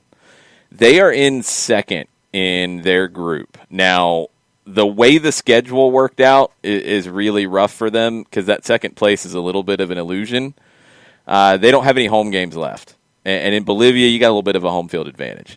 They got to go to Paranaense on the 29th. They go to Colo Colo to finish this out. So Paranaense is on 9 points. Jorge Wilstermann's on 6. Colo Colo's on 6, but they're 4 goals back in the goal differential. Peñarol, who has been garbage so far, did get a win earlier. They've been garbage. Diego Forlan is looking for a new job. They've got 3 points, but they're not out of it yet. So this week, it is Wilstermann tomorrow, 8:30 in Brazil against Paranaense. I do want to hear those numbers. And the other one is in Uruguay, Peñarol hosting Colo Colo. That was a pretty good game last time. Colo Colo has been equal garbage to Peñarol, except for when they played one another, where Colo Colo beat them. That's the only win they've had since the season restarted. So Colo Colo on the road in Uruguay, which is going to be a really interesting set of numbers. And what kind of odds are they giving Jorge Wilstermann? Plus 1041. Wow. Paranaense's won 4 straight in all competitions, but I'm not tempted. No, it's Bolivian team on the road. Juice box on it. You're doing it. Oh no. Paranaense a minus 400. The draw is a plus 482. Peñarol a minus 156. Oh really? Colo Colo a plus 401. Give me Colo Colo. Just under 300. Give me Colo Colo. Carlos Carmona cut somebody. Give me Colo Colo in that one. And the thing is that you can, if you've got Fanatis, and you can get into how folks can help us out and help themselves out with Fanatis. Peñarol's the 6:15 game tomorrow, one of the 6:15s. Mm-hmm. Paranaense and Jorge Wilstermann's at 8:30, so they're back to back tomorrow. Yep. Colo Colo's, that's the number I like in this one. I'm going for Carmona in that. I got faith in Carlos Carmona. Big time. And look, this is an opportunity for everyone out there who has not subscribed to Fanatis yet. And I know I was complaining about this last week, about all the streaming services I have to. What you're looking for in this market, baby, is value. That's what you're looking for. How much can I get for that much money spent? I love it! Well, Fanatis has you completely covered. You want to surround yourself and maybe your kids with an international world, right? Let's bring the world to them. Fanatis, fantastic Spanish language content brought to you under the guise of soccer, which means that when that significant other says, honey, why in the world are we watching, who is it? Colo Colo on a Tuesday? No. It's Spanish education. And it's also Atlanta United education. You're dealing with history for the Atlanta United. Right. Look at this. And all with Fanatis. And, hey, if you want to teach your kids Italian, they have the Italian option as well. Mm-hmm. They have everything. They got Portuguese with the Brasileiro. You want BN? You want to watch Barcelona, Serginho Dest? Oh, my cable provider doesn't allow it. Well, I am in a very, very, very good mood. Got you covered, man. Jason, hit him up with the link, man. Tell him how this happens. fntz.co/soccer down here. You can sign up for the free trial, and it helps us. The free trial. It's 7-day free trial. You don't even have to pay a thing. You can cancel it. It still helps us. And you get to watch games for 7 days. But you're going to subscribe because it's awesome. Keep the bands. Just highly recommended. And your sneaky good element of Fanatis, Gold TV in English. Oh, yeah, you were telling me about this. Nino Torres, their broadcaster, does a lot of the Ecuadorian games. He does a lot of the Uruguayan games. He does a lot of the Portuguese league games. I think he calls 6 games a day. Nino is awesome. Awesome. He's hilarious doing the game in English because he's solo, and he's just having a conversation. And you tweet at him, and he'll tweet you back. Like, he's a good dude. Very, very funny. Loves Gabby Torres from Panama. Good times. Highly recommended. I've been watching a lot of Ecuadorian league, mainly because he's highly entertaining, and it's a good broadcast, so I enjoy that stuff. Fanatis for BN Sports for Copa Libertadores. It is the hookup. All right. It is. Group D. Tomorrow, 8:30.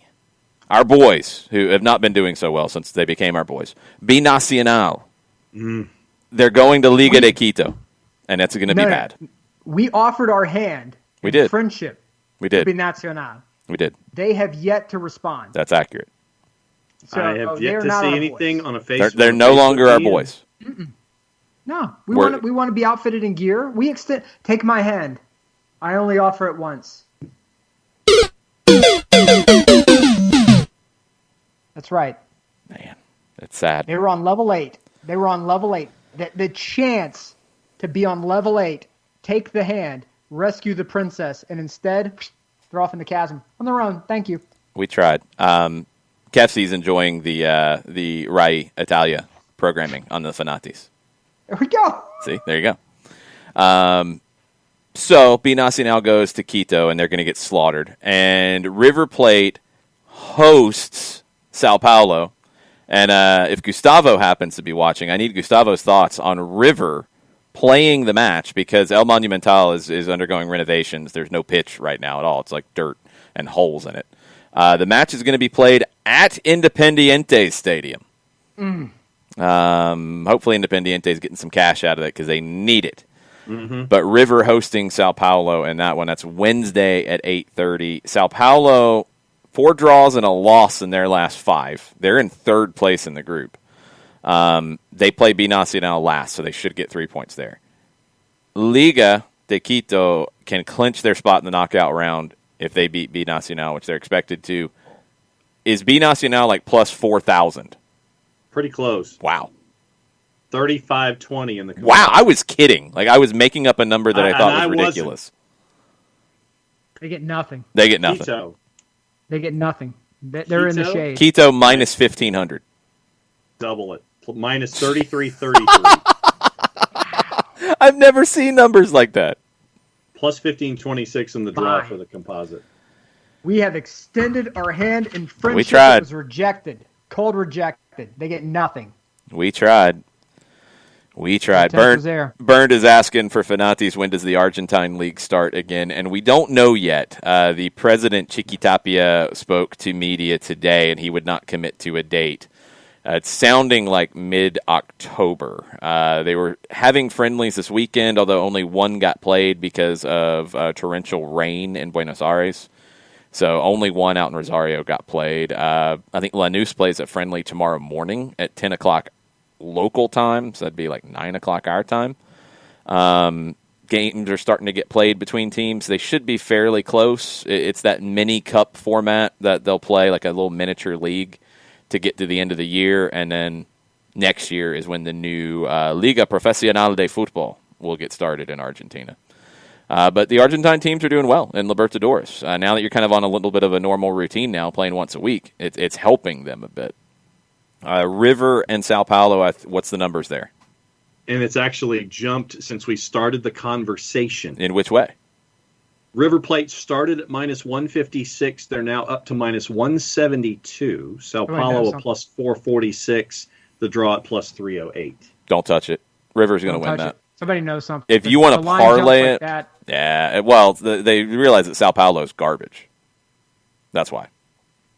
No, look. If at this point in the evening, if the line's jumping, something has come up that we haven't been made privy to yet.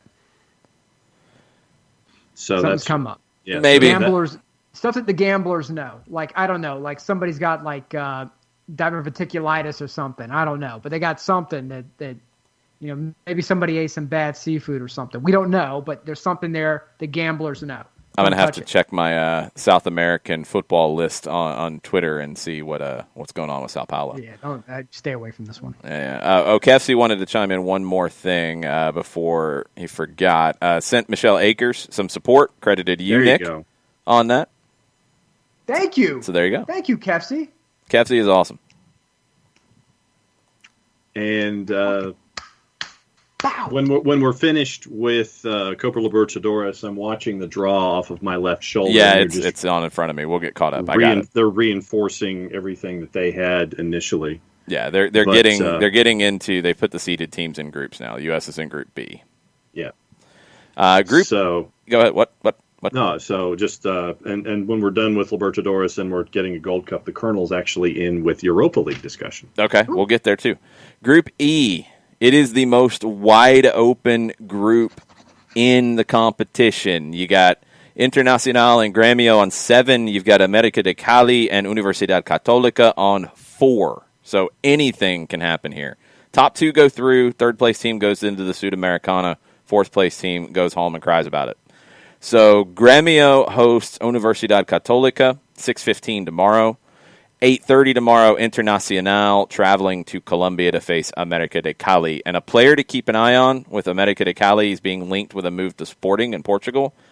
Duvan Vergara. 3 goals in 4 matches in the competition, 24 years old, had a goal in the last one. Fun player to watch. They're going to need to pull an upset. Internacional is pretty freaking good. Gremio is the one I don't have as much faith in. They host Universidad Católica, though. Gremio should be a big favorite. The Inter-America game could be very interesting from a juice box perspective. Gremio minus 141, Católica plus 365, your draw plus 282. Cali a plus 189 against Internacional. Internacional a plus 156 and a draw plus 213. The plus 189 is not big enough. You're going to go there? It's not big enough for me. I wanted more there.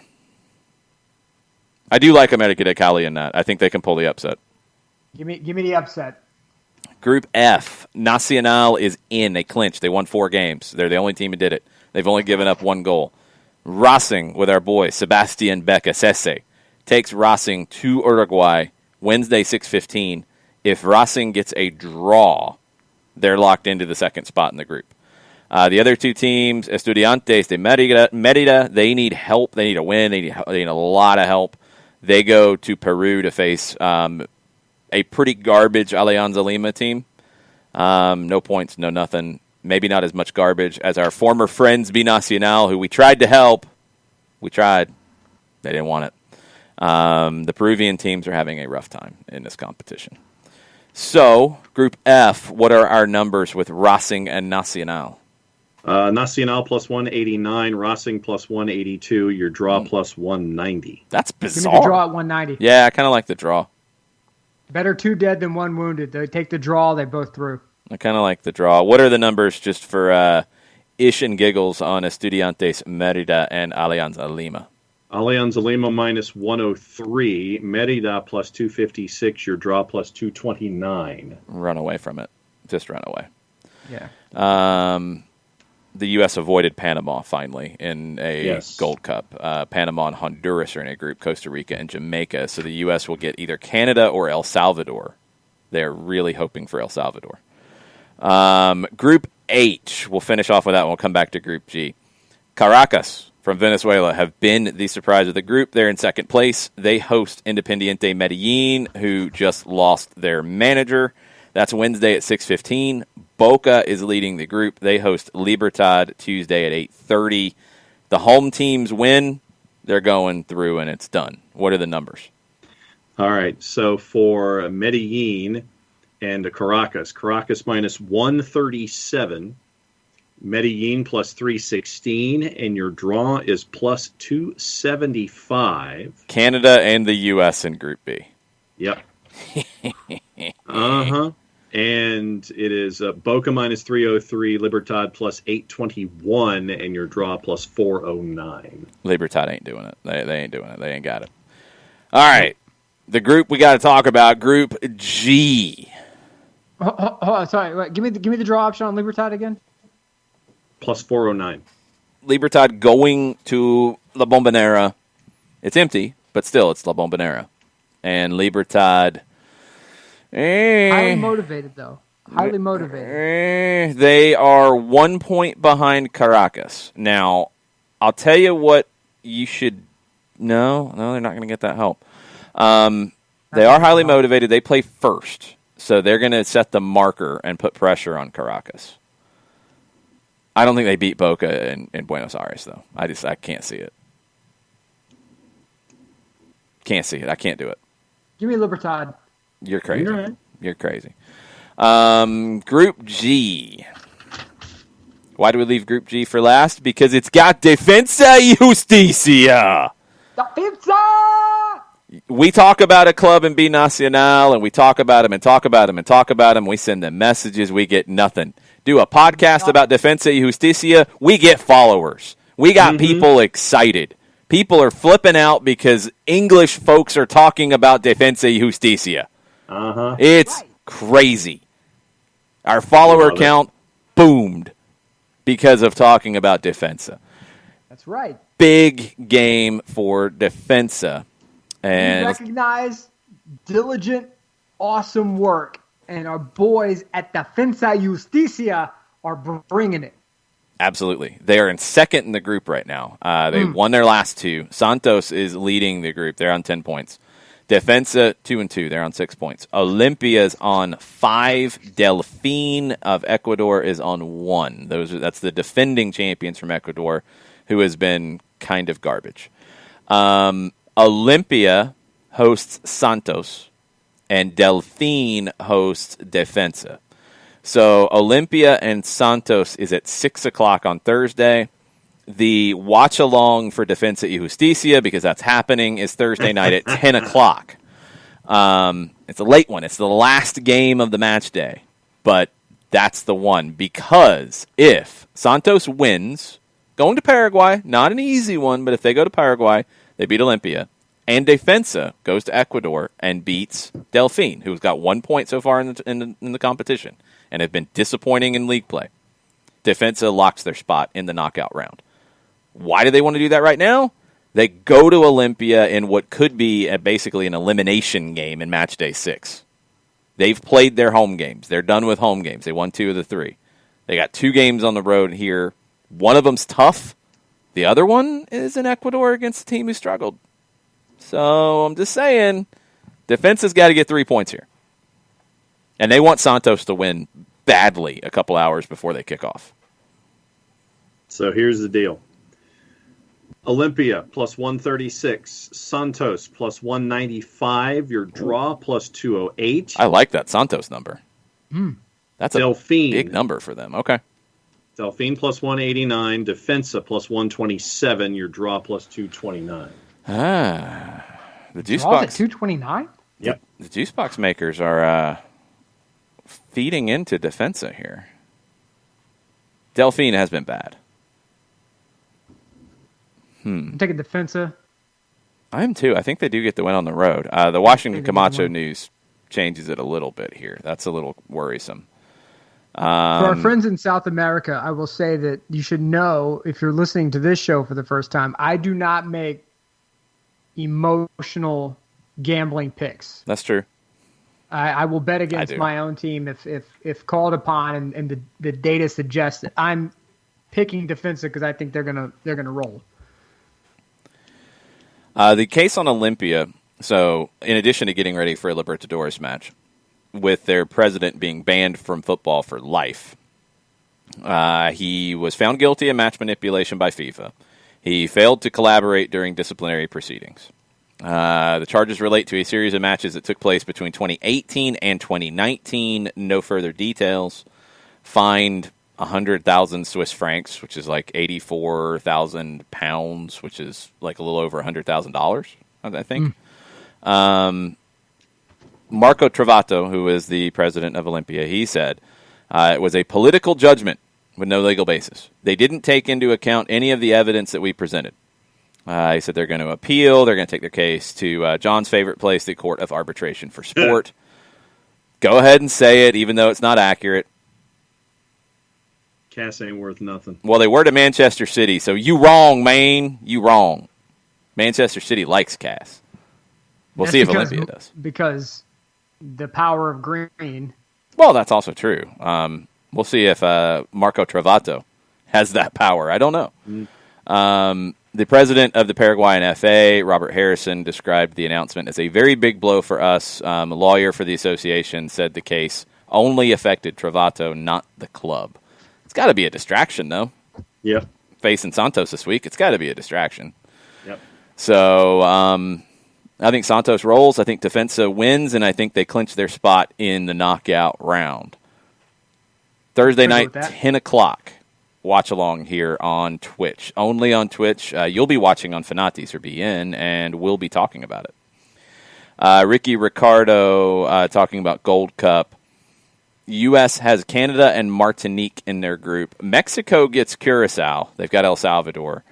Costa Rica, Jamaica, and Suriname in Group C. Honduras, Panama, Grenada, and Qatar round out Group D. So the U.S. group will have one of the preliminary winners in it. Prelim 8 goes to Group C.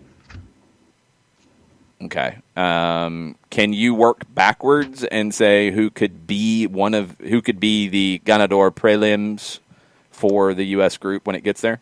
Yep, we'll do that. Okay, so you work backwards and say what teams are possible there. There's only 2 groups left, so let's see. we'll see where they end up. So let us know who it could possibly be. Gustavo about Liga Profesional de Futbol in Argentina says the league's delayed until further notice. He's talking about the Independiente Stadium being used. He says he wants to watch his Independiente team, but will have to wait at least 1 month because nobody knows. We will watch Selección Argentina only because CONMEBOL is more important than any South American government, which is, I think, pretty accurate, actually. Yeah, he's got a point. That's kind of scary, but it's true. Update on the whole thing that bubbled up over the weekend with MLS teams and CONMEBOL. Everybody went nutso on the MLS decision to say we don't want to send our players to these matches. Everybody just went nuts, and they forgot that we talked about it on the show on Wednesday. FIFPro, the worldwide players union, came out and said, we don't want our players to go to these games. So it's not like MLS acted completely crazily here. They said they are a little concerned about this. And what was reported was MLS banning players from going is not accurate. Teams are talking to federations. And Oscar Pareja talked about it after the match last night, talking about Pedro Galese, who was called up for Peru, and I want to get his quote correct here because I thought he nailed it with where things stand, and it's not a bunch of bluster. Let's see if we got it here. So, regarding the topic of the national team, we're waiting for a bit more clarity from FIFA and from the clubs. We don't want to rush a response. The players understand we pertain to the club, but at the same time, we understand what it means to play for a national team, and we hope to make a good decision for everyone. Why is this an issue on MLS's side? Well, there's a situation where you're supposed to wait 10 days once you come back after leaving the league for competition. So that would mean not just you're away during an international break, which MLS is going to play through because you're trying to finish the season. You're going to then have to sit 10 days. Unless you're Gonzalo Higuain. Just saying. CrossingBroad.com out of Philadelphia has sources that say that Gonzalo Higuain, and this came up and we didn't know, and we were very clear in what we didn't know with this, that Higuain had to go back to get his P1 visa. He had to leave the country after coming to do the 10-day quarantine training on the side. Then he got trained with the team, but he had to go get his P1 visa. He had to leave the country. Miami chartered a flight for him, so he didn't have to leave anything. He was able to go get it, come back. MLS said that was okay, and he didn't have to do the 10-day quarantine. He played last night. He missed a penalty and got yelled at by Philadelphia defenders, which was kind of funny. But he played, and he wasn't supposed to, according to this 10-day quarantine thing. That's one of the reasons why teams are a little wary of letting players go to South American qualifiers, because when they come back, they're supposed to sit 10 days. Or not, if you're Gonzalo Higuain and Miami, which we don't have all the details, but it is a very big issue, because we also saw Ricardo Pepi play for North Texas on Friday against Greenville, went down to USL, then came off the bench last night, John? Or was he in the 20? Did he actually play? I mean, it doesn't. Either way, it's a cup of coffee. Let me effort that real quick. Yeah, I mean, either way, it's the same because he was part of the squad on Sunday. Last time I checked, Sunday and Friday, that's not 10 days apart. That's 2 days apart. Thank you for counting, John. I appreciate that. Did you get the abacus out on that one? Yes. Nice. What happened to this 10-day thing? Are we just picking and choosing when we want to follow it? Yep. You mean like most people seem to be trying to pick and choose when they wear masks and all that? Oh, that's true. Throwing it out there. What do I know? That's true. So yeah, this is getting really, really weird. Also, to add another element to this, because of course the anti-MLS crowd immediately said MLS doesn't know what they're doing and they don't respect national teams and they hate their players and players should boycott the league and the players have more power than the league and then you go and you check to see who was saying that, and they've all got like hashtags about things in their profiles, and they hate MLS, and just saying. It was brought out by, I think it was Jeff Reuter of The Athletic. It was one of the Athletic writers. I think it was Reuter. It might have been Stejskal, who said that, some players are kind of like, we don't want to go do this. We want to stay here. We don't want to go play in these games. So Pepe literally played 1 minute against Orlando. Yeah, I mean, it didn't matter. As long as he was part of the squad, it didn't matter because he didn't do the 10-day thing. But is the 10-day thing over? Could we get some clarification on that? Is it over because Miami needed it to be over so Higuain could play? Or did you decide that you didn't want to follow it, or what? Because I don't think you changed the rule for Ricardo Pepi. Gonzalo Higuain, on the other hand, I don't know. It's a very strange thing. But I don't know what anything that MLS and their committees are doing these days after Nicolas Figal wasn't suspended. Just saying. I don't really know. The Hamburglar may have worked his way through quarantine very quickly, but his penalty-taking skills did not. Which prelim? It was prelim 7. The prelim opponents, thank you, Ricky's got it, John. Haiti, St. Vincent, Bermuda, and Barbados. It's going to be one of those 4. You do not want Haiti. You do not want U.S., Canada, and Haiti in a group, and Martinique, which won't be a pushover. You do not want Haiti in that. No. Group O death.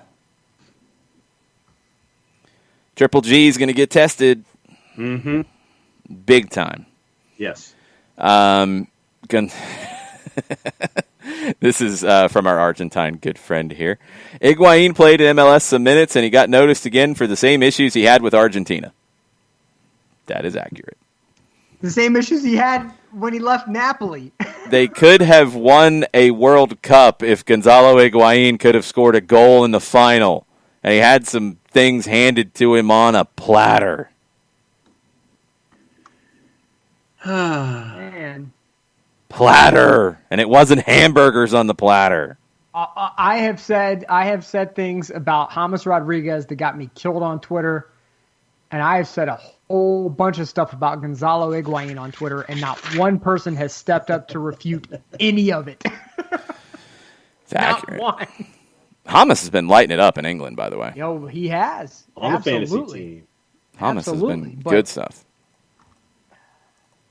Okay. Colonel came in with a couple of things that we haven't talked about yet. Okay, what we got? Heading back to England.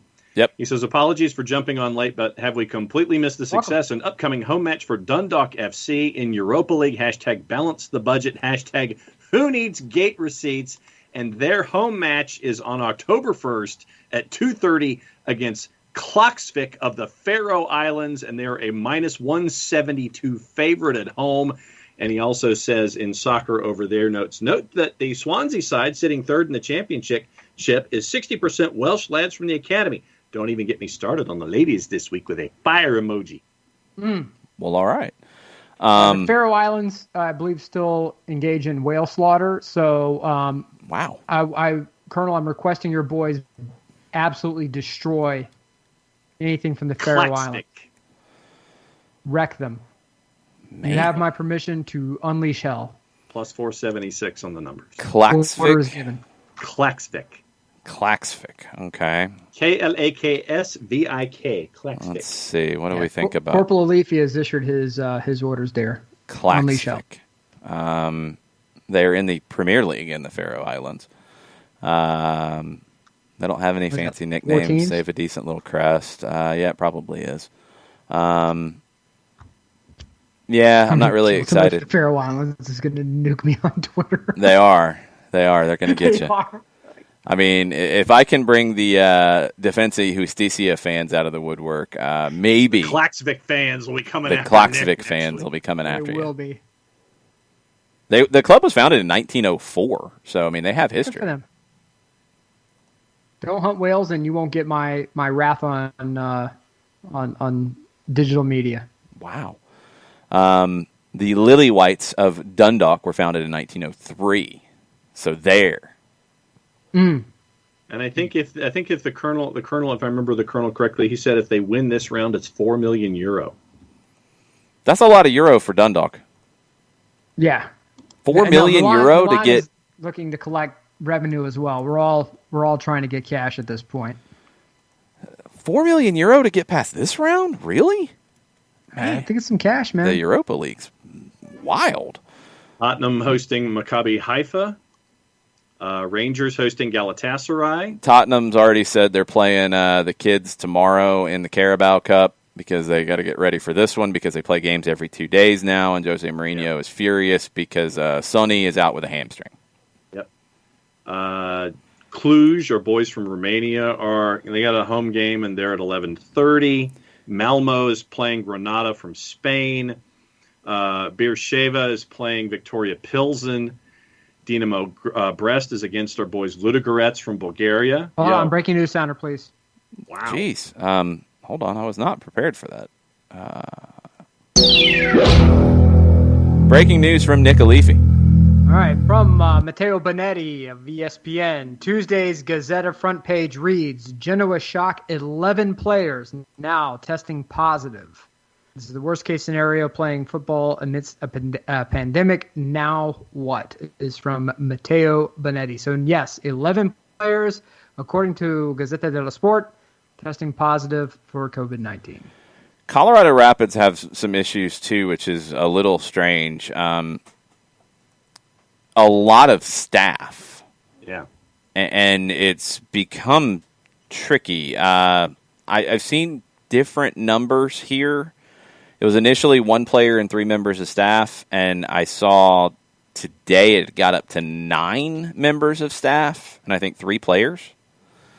So Colorado, because people were asking, well, Cincinnati had a positive and Colorado had positives, and why was the Colorado-Kansas City game postponed while the Cincinnati game went ahead? If 9 of your staff, if 3 of your staff plus contact tracing takes out your entire coaching staff, you can't really play. Yeah. That's a little bit different conversation. Now Serie A has to figure out, and I don't know the protocols with Serie A in terms of coming back to play. I don't know if it's 2 negatives. I don't know how any of that works. But you're talking 11 players. Genoa probably, they have a second team. They have an academy, but you probably got about 25 to 30 guys on your senior team. So, right now, you might be able to play this weekend, but if you keep having more positives pop up, which is fairly likely because that's what we've seen in these situations, you can't play this weekend. And then, as we've talked about, how can you fit it in? It sounds like you got a little bit of wiggle room in Italy, but not a ton. Yeah, Genoa scheduled to play Torino Saturday at noon Eastern time. Again, Juve and Napoli scheduled to play on Sunday. Now, in that one, Napoli has not had any positive tests yet. Not yet. We're waiting on. They played Genoa over the weekend. From Napoli. Very important to note that. Thank you, Jason. Very important to note that we have to wait to see what the test results are from Napoli. But the eyes of Serie A are now firmly fixed on Naples, where we will wait to see what the results of their tests are. But now 11 players. We got more. Jed _Kaplan on your Twitter accounts. He is listed as a father, a husband, a Wall Street CEO. He has Memphis Grizzlies and Swansea City on his board, on his profile. Maybe he's one of the 50 million people who own part of Swansea. He's now a minority owner of Orlando City. Intriguing. And it appears that he is involved with Flamengo's esports team as well. And he tagged, he said, I am pleased to announce that I have joined Orlando City of the MLS as a minority owner. And he tagged Orlando City, Flamengo Esports, Flamengo of Brazil, Memphis Grizzlies, Swans Official, and GG Simplicity, which is a premier esports organization. A new minority owner of Orlando City. Okay. I don't know much about him, so I was hoping that our Swansea friends might know who he is, if he is connected to them.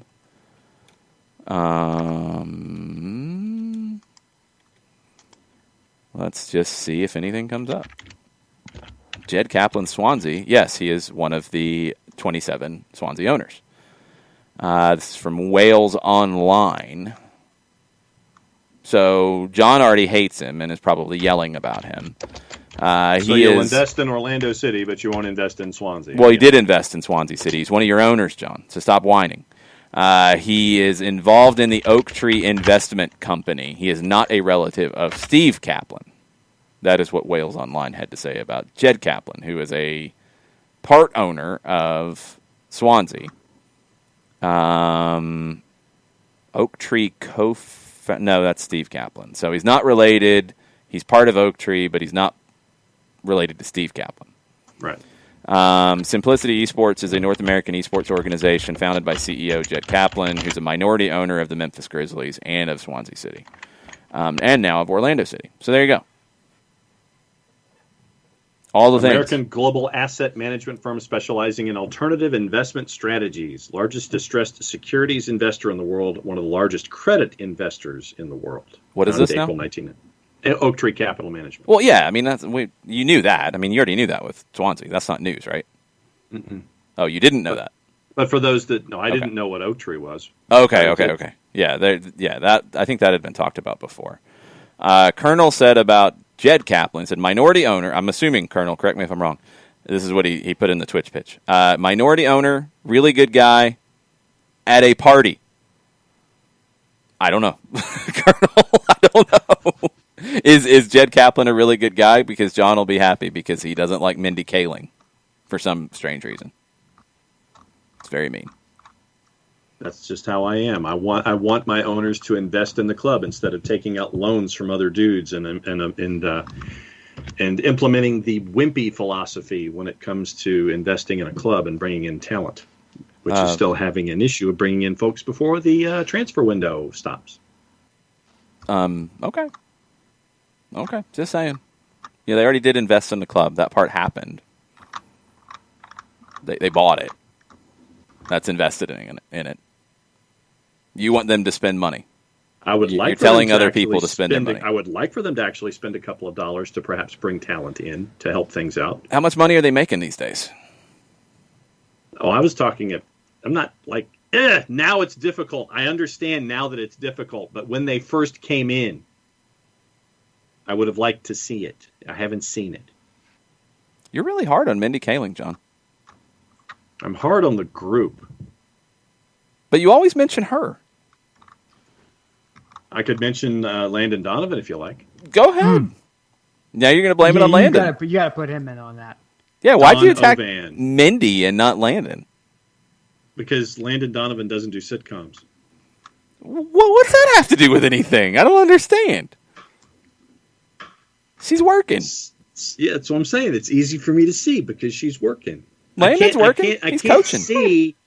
I can't see. He's coaching. What Jason Levian is up to. You don't have to call him out. You call Mindy Kaling out all the time. Call Jed Kaplan out now. Robert Hernreich, Landon Donovan, Lawrence Berg, Kerry Assel, Jeffrey Aronson. Colonel's coming at you in the Twitch pitch. It's hilarious. Steve Kaplan, Jason Levian. Colonel's coming at you. It's good times. Ian Shapiro, Edward Shapiro. Regarding the Genoa-Napoli game, there's focus right now on Victor Osim and Masiello because they got face-to-face. Those are the guys who got face-to-face. So Osim and Masiello got face-to-face. So now that's where the focus is. I'm just scrolling, trying to find anything I can on this at the moment. So. Okay, so keep in mind they're like 6 hours ahead, so we're trying to see if there's any sort of early breaking news that we can get a hold of. 3:00 in the morning, yeah. I will check and see if anything pops up here real fast. I think the last thing I got is Benetti's tweet about Napoli's doing blanket tests. If there's anybody which is typical, they're getting tested. Yeah, and that's whatever I think pretty much in all the different leagues, that's what's happening when one team has something happen and they test everybody else. So they double check it. Let's see. Barcelona expected to make a last-minute swoop for Eric Garcia of Manchester City ahead of the transfer window closing next week. So the rest of this week, we got Copa Libertadores games we'll be talking about on SDH each morning. We're doing the watch-along for Defensa on Thursday. Friday is the run-up, getting ready for the next Atlanta United match on Saturday in D.C. Then next Monday for the next soccer over there. The transfer window will be closing in England at 5. Mm-hmm. In Italy, what is that, 4? 3? Or do they close it at 5 as well? 5 local or 3 Eastern? Well, no, it's not 5 local time. In England, 5 our time is what, 11? 10. 10? So they're closing at 10 o'clock. In Italy, I don't know when it closes. But it's all going to be around the same time. England, Italy, Spain, Germany. Yep. It'll be madness. Mm-hmm. Stay tuned. If it's really looking bonkers, we might hop on and do a Twitch transfer window prelude to the normal Soccer Over There show where we'll kind of recap everything. The normal show will be at 7 o'clock. We might do some transfer window carousel action before that on the Twitch. We'll have all the streams going. Yeah. It was like, it's over here, it's over here, it's over there. Now it's over here. Just make sure that the sounder for breaking news works the entire time. Yeah, I'll just have it up like the whole time. I don't think you have the facilities for that, big man. I'll try, man. I don't, but you do. I'll try. Thanks, Big Shaq. It's gonna be crazy. Big Shaq, not with a lot of faith in our producing skills. No. Jason Nick said, will Barco be sold? Doubtful, in his opinion. Still got a week. Don't know. Yeah, I don't know. I'm going to say I think so. I don't know. I think if it does, other moves are going to happen for the clubs that would buy. I think we're at that like domino stage where teams aren't like just throwing money around. It's like they got to sell something to buy something. So keep an eye on Sevilla, keep an eye on Fiorentina, keep an eye on those teams that have been linked and what they do over the next week. Yeah, with Fiorentina, it's all going to center. They're already shedding payroll. They had, it was a player who had previously been loaned out, but Kevin Prince Boateng is now gone to Monza, which is just north of Milan. That is the team that is now owned by Silvio Berlusconi, who he's trying to resurrect from the dead. He's actually doing a really good job of it. Both Galani and Berlusconi went there. Galani was the architect, great Milan teams. Also, if the move with Chiesa happens for 50 mil, they're going to have a lot of money to play with, and they're going to want to reinvest that quickly. They're not going to sit on it, yeah. They won't. They will not sit on it. Camiso does not want to sit on it. He smells blood in the water for an opportunity to make Europe. He's going to do it. Yeah, so that could get interesting. I'm not up on Sevilla's possible moves.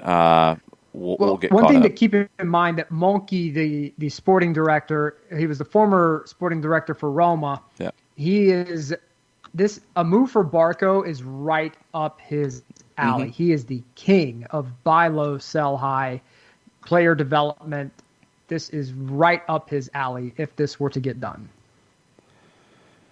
Yeah, makes sense. Makes total sense. So, and I'm just providing you guys with context and for people on the Twitch pitch as well. Just sort of the mindset behind Monchi, and it was a problem that he had with Roma where he would buy players, build them up, and according to a lot of Romanistas, he would sell them a year or two early.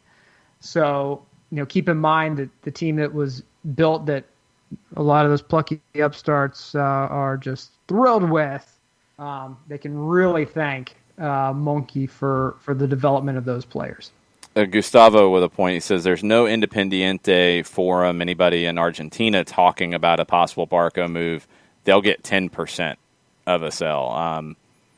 And Gustavo says they'll get 10% only if Atlanta sells by at least $19 million.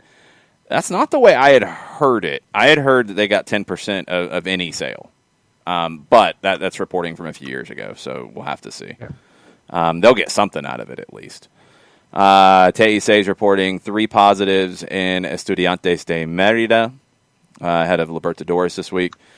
This is all going to happen. I mean, you're going to have positives everywhere. Like that's just where we are. I don't think you're going to see competition shut down. I don't think you're going to see another lockdown scenario. But as Burns points out, Burns said, I'm hearing more and more talk in Europe about fans not being allowed at sporting events.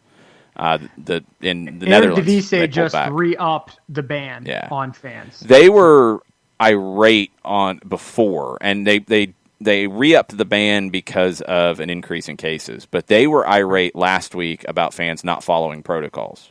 Not wearing masks, congregating. No, they weren't following the directions. Plus. Yeah, you saw fans that had the chin strap, and for guys, hey, look, this is not wearing a mask properly.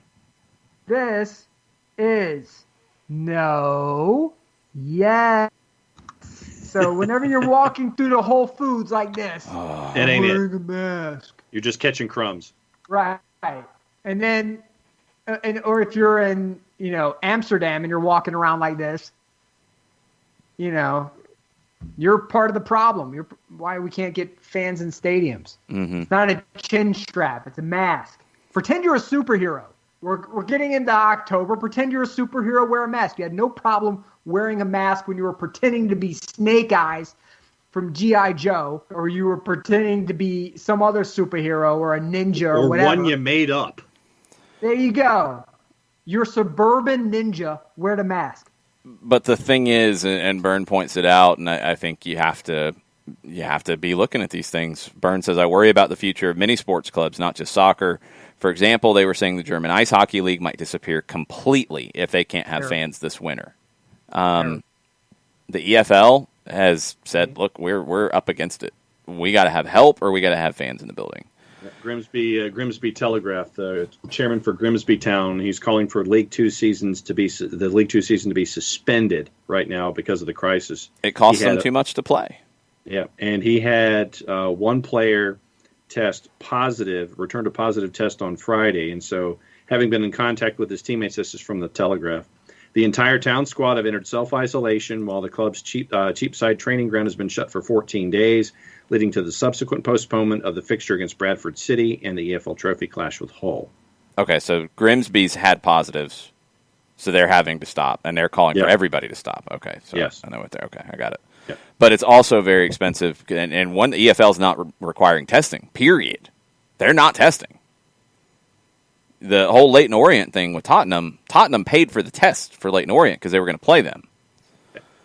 I mean, that's really worrisome. If the EFL can't even test like USL is here, they can't even do once a week. That's a problem. Yeah, that's a massive problem. And look, these a lot of governments around the world are going to have to decide the importance of some of these leagues, where it's not all about Bayern Munich or Dortmund or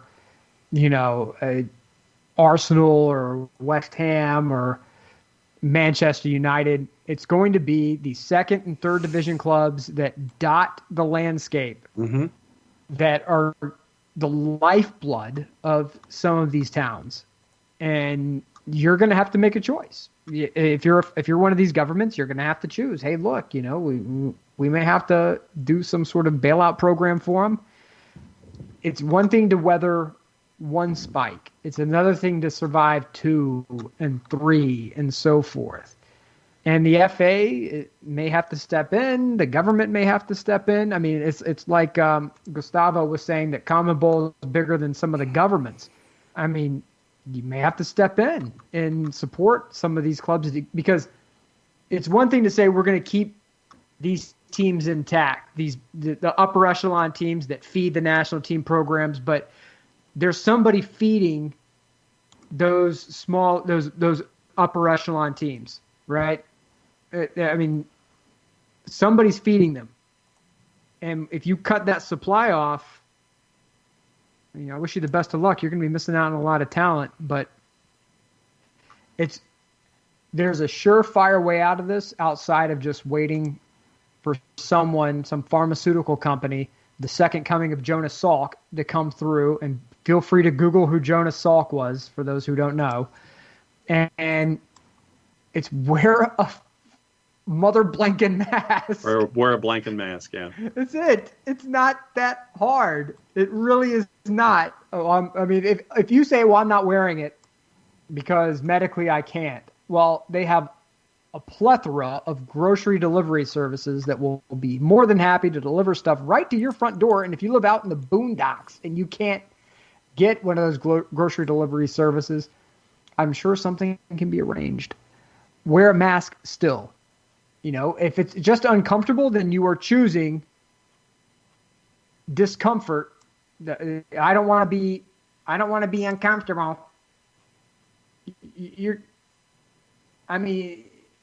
Does anybody want to step into a stadium right now? Would anybody feel comfortable? I'm getting offers from Atlanta United. Hey, look, we're opening it up.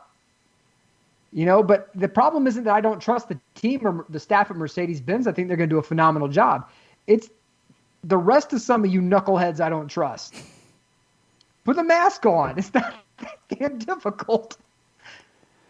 I mean, if you're global, just put it on. There are people who are in Sicily, and I'll use Sicily as an example. They have tourists coming in town who don't want to wear masks. They have the Polizia Locale, the local police who are going around telling everybody, wear a mask and we're going to give you a ticket. Like, why? Why does it have to come to this? I don't want to be uncomfortable. Then stay home. There are plenty of entertainment options for you. Plenty of entertainment options for you. You're killing businesses. Yeah. You're killing German hockey. You're killing English second division. You're killing English third division.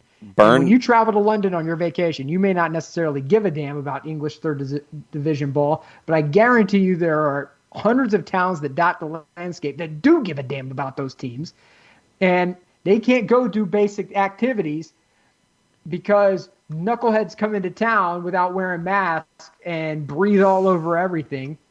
I don't want you yuck mouth germs on me. Wear a mask. Burns said an awesome. I don't like wearing a mask because it smells. That's your breath you're smelling there, Chief. Yeah. Get that stuff taken care of. Yeah, that's ridiculous. Yuck mouth handled. Burns said in Austria they were going to have 10,000 spectators per game. Now it's back to 3,000. 1,500 in November. Nick Burns says you're right. The clubs now want money from the government again, and they're going to have to get it if they're going to survive. There's just no way around it. If you can't have fans, and this is the number one thing that frustrates me, and I know I've mentioned it before, but it's every time. I call a game from Fifth Third or I call a game from Mercedes-Benz, and it's empty, and they're not having fans in there for safety reasons.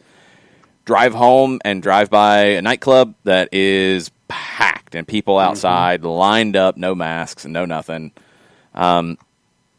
Who's right, who's wrong in this? I mean, should the team not have fans because people don't want to follow directions? Should the team harm itself from a financial perspective because people don't want to follow safety precautions? I mean, that's what's happening now. It's out. Like, it's not the team's control anymore. It's not the business's control anymore because nobody's following stuff. Like, we know what things will help, and it's become something that it's not. It's become a whole different conversation, and it's affecting sports. It's affecting restaurants. It's affecting, Summers Soccer Bar in D.C., been there for like 40 years, closed down because they can't survive this. We've seen restaurants in Atlanta close down. Talked to Urban Tree Cidery, like they were struggling. They've had to find other ways. They've had to figure out that they can deliver cider. So, it's figuring out all this stuff. They had to hire legal help to figure out that they fall under a certain category that allows them to do that. They've had to get super nimble to find a way to survive. And as Rope says, and the second largest county in Atlanta is getting ready to open up schools. And here's the thing. Well, it only kills like 1% of the people. Man, do some math beyond just the 1% and start doing like 1% of 7 billion and start working that out. And you let me know who you're okay Not with a small number. Yeah. Just point to me and say who's okay. I'm okay with this person dying. You. I'm okay with you dying. Come on. I want to go to Italy. I have family. I have a very elderly great uncle whom I love dearly, who I can't go see right now because Italy's like, yeah, we don't want none of y'all coming over here. Thank you. I want to go. Okay, everybody, welcome again. I have the ability, thanks to certain groups, to fly very cheaply right now. And I have the ability to go, and I can't go because the entire damn country has said, no one from your country's coming. No thanks. We don't want you here. We don't want your tourism dollars. We'd love to have it, but you guys can't get your act straight. I have an 11-year-old son who is the pickiest eater on God's green earth. He does not like wearing certain clothes because of the way they feel, and he can wear a mask. I have a 3-year-old who was at the zoo in 98-degree weather, sweating like crazy, wearing a mask, happy as could be because she was looking at the elephants. If an 11-year-old and a 3-year-old can do it, then your 40-year-old ass can do it. And if you don't want to do it, then you're making a choice. But you're paying, you are writing a check that other people have to cash. And eventually that comes up marked insufficient funds because there's only so much money to go around. And I know I'm on a soapbox right now. But there are teams out there that are trying every which way. Tulsa FC, in the height of the pandemic under lockdown, did a thing where you could buy tickets for life at a certain price point that was stupid. But that's what they had to do to try to survive, and they've survived so far. But there are a lot of teams out there that can't. And during World War II, when England was still funding the arts, somebody came to Churchill and complained, why are we still funding the arts? He's like, well, why are we even fighting if we're not funding the arts? Like, what's the point of keeping all this going if we can't?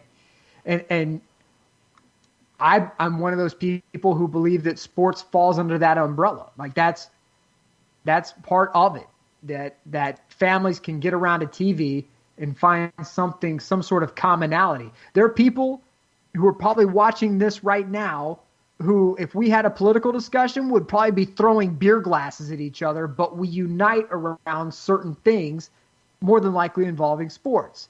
It's the one damn thing we have left that we're not fist fighting each other over. Unless you're supporting that other team, then you're a problem. But if we support the same team, we're getting along famously. It's the one stupid thing we have left.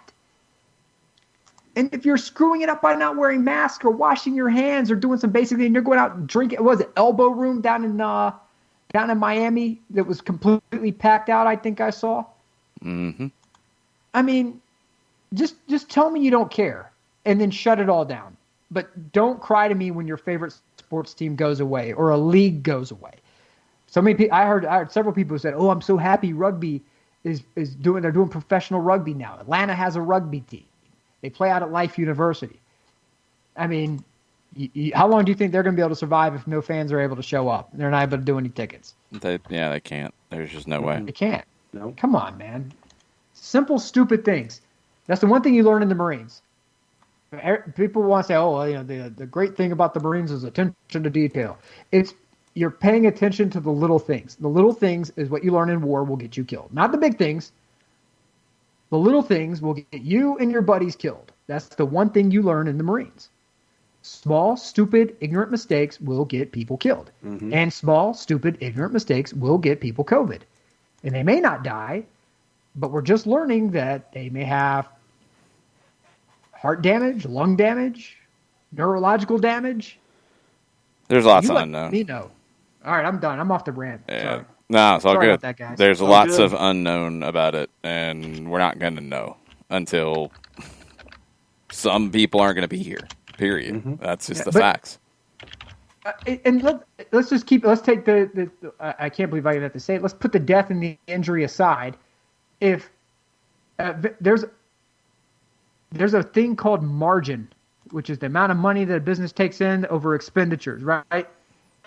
I want, and Jason can't say this, I can say it. I want Jason and Mike Conti and all those guys to keep cashing paychecks, doing what they love because they're damn good at it. I want the staff at Mercedes-Benz Stadium to be getting paychecks cleared because that means the power bill is being paid, the water bill is being paid. I mean, there's more to it than just your need to go and do shots of Fireball on a Saturday. That's all I'm saying. There's more to it. There's responsibility, man. You want to live in a society, there's responsibility. You don't want to live in a society with responsibility. I'm sure there's some kind of remote outpost and Bumble Flip wherever where you can go and live and you can do whatever you want and you can have, do shots of Fireball and, beat each other in the brains with baseball bats at, Sunday morning at 9 a.m. Go have at it. Just don't do it near civilization where people are being responsible. Yep. Done with it, man. We'll see.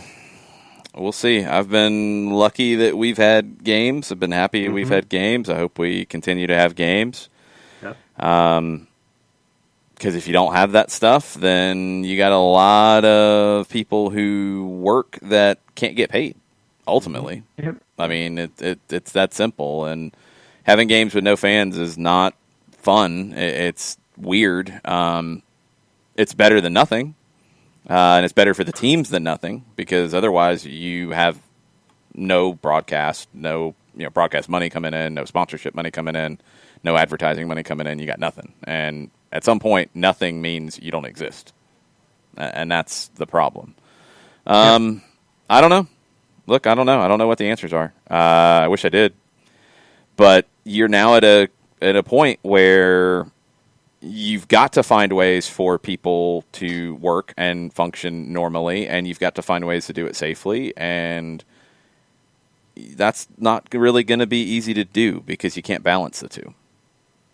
Now, it's going to be really difficult to find the right balance. And it only happens if people work together and look out for one another. And if they don't, then you can't do anything.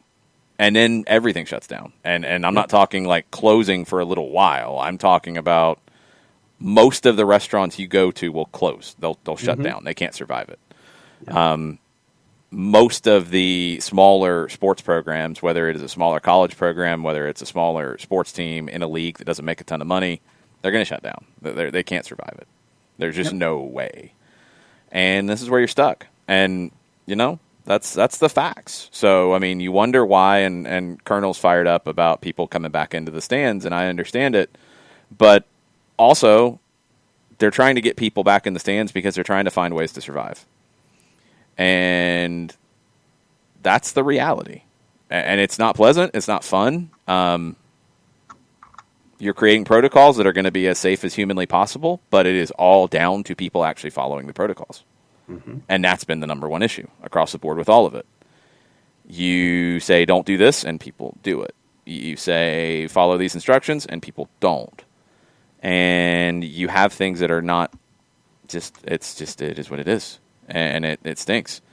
Colonel, I do have to disagree with the idea that there's no shortage of money. It's not quite that simple. It's not that simple. You will have things go away the longer this continues. I don't want to go back and forth and continue this and keep going and going and going. Colonel, I respect you, and I know where you're coming from. But you're getting into some situations, and it's like we were talking about earlier with leagues around the world. If the EFL can't have fans in the building, you're going to have teams that disappear. Period. There's just no way around it. They were banking on it. It ain't happening. They were already run poorly, and that's a whole other topic. It's a fact. But they weren't expecting a pandemic to shut them down either, and they're going to be shut down. They're going to go away forever. Not just one or two, a bunch. You're going to have lower division teams around the world. Venezia FC as an example. Yeah. Venezia FC is dropping fire kits. I mean, they are amazing. And they are a Serie B team, right? So they're making revenue from hawking their gear, and they're backed by like a Wall Street executive who makes a wall of cash. But Giardi, down in Sicily, they're not making anything. Nothing. Catania, nothing. Siracusa, nothing. Those are the teams that are going to be in big, big trouble. So that's what I'm talking about. Those guys. Palermo. That's a known team. Palermo is going to be in trouble. So, it's just the reality. I mean, they want to get fans in the building safely because they're trying to find a way to survive. Can they get people in the building safely? I don't know the answer to that. I'm not a scientist, to be perfectly honest. You are seeing people in places, and people are finding a way to do it when they're following instructions. The problem is the people who don't follow the instructions put everybody at risk. And that's where you're at. I got to do it at the CDC. I'm going to call him and ask him that conversation. And that's the thing, is that it's all conflicting information across the board, and it's really frustrating. And a lot of it is because people are learning every day new things about it, which is completely accurate. But we are where we are, and I mean, we've got to look out for one another. We've got to look out for each other. That's a fact. We got to look out for ourselves and be smart about what we do. But I am also worried about some of these other things. I'm worried about teachers. I'm worried about restaurateurs. I'm worried about people who work in college sports programs. I'm worried about people who work at colleges. I'm worried about these things that it's not going to get corrected overnight. However the money's being distributed, it's not going to get corrected overnight, and they're going to shut down before anything gets corrected. So, like, it sucks. And what do you do? And how do you figure it out? I don't know. But if this continues, and I'm with Burned on it, and we've talked about all this, for a long time on this show since all this started.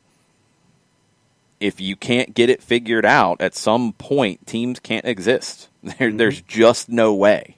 Yeah. It doesn't make sense because they can't make enough money outside of gate revenue to exist.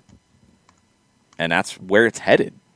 That's where it's headed for the EFL. That's where it's headed for Serie C and probably below, maybe Serie B as well. A lot of teams in Serie B. That's where it's headed for probably some second division teams in Germany. That's where it's headed for a team like Schalke. I mean, that's the thing, is it's going to get some of them too. It sucks. And people being selfish are causing some of this. And you're going to put businesses out. You're going to put teams out. You're going to put things you care about out. That's just where it is. I don't know. I don't know how to fix it. I wish I knew. Yeah. Yep. But that's where we're at. We'll see what happens, and we'll see what happens with fans and buildings in different places around the world, because everybody's trying to figure this out, because everybody's feeling the pinch. We'll see what happens with the transfer window, where you've got some teams that are going to be looking to buy. You got some teams that got to sell first. You got some teams that need to sell now. You got South American teams are going to factor into that as well. I just saw a rumor that River is interested in bringing Solomon Rondon back from China to Argentina now to play for them in the Libertadores knockout rounds.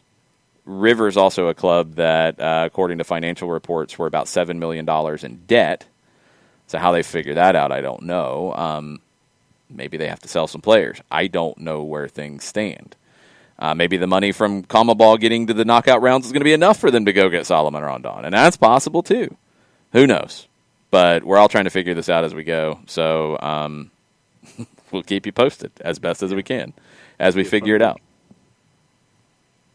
Yeah, a lot of different things and a very fun week coming up as we get closer to deadline day. And obviously, Jason, you mentioned the plans about deadline day coming on probably earlier to do a deadline day show leading into soccer over there next week. But no, it's going to be an interesting week. So everybody keep all of your notifications on to your favorite journalists. Yeah, we'll figure it out. We'll keep you posted on things as they come. We might draft Nick in for some SDH stuff this week if we can tear him away to hot drop on the show and yell at everybody, including us. Let's go. We'll figure it out. Send us home, Nick. All right. Until next time, thank you so much for tuning in. I appreciate you weathering through my rants. But till then, mucha mask, y'all. And hand sanitizer. That too.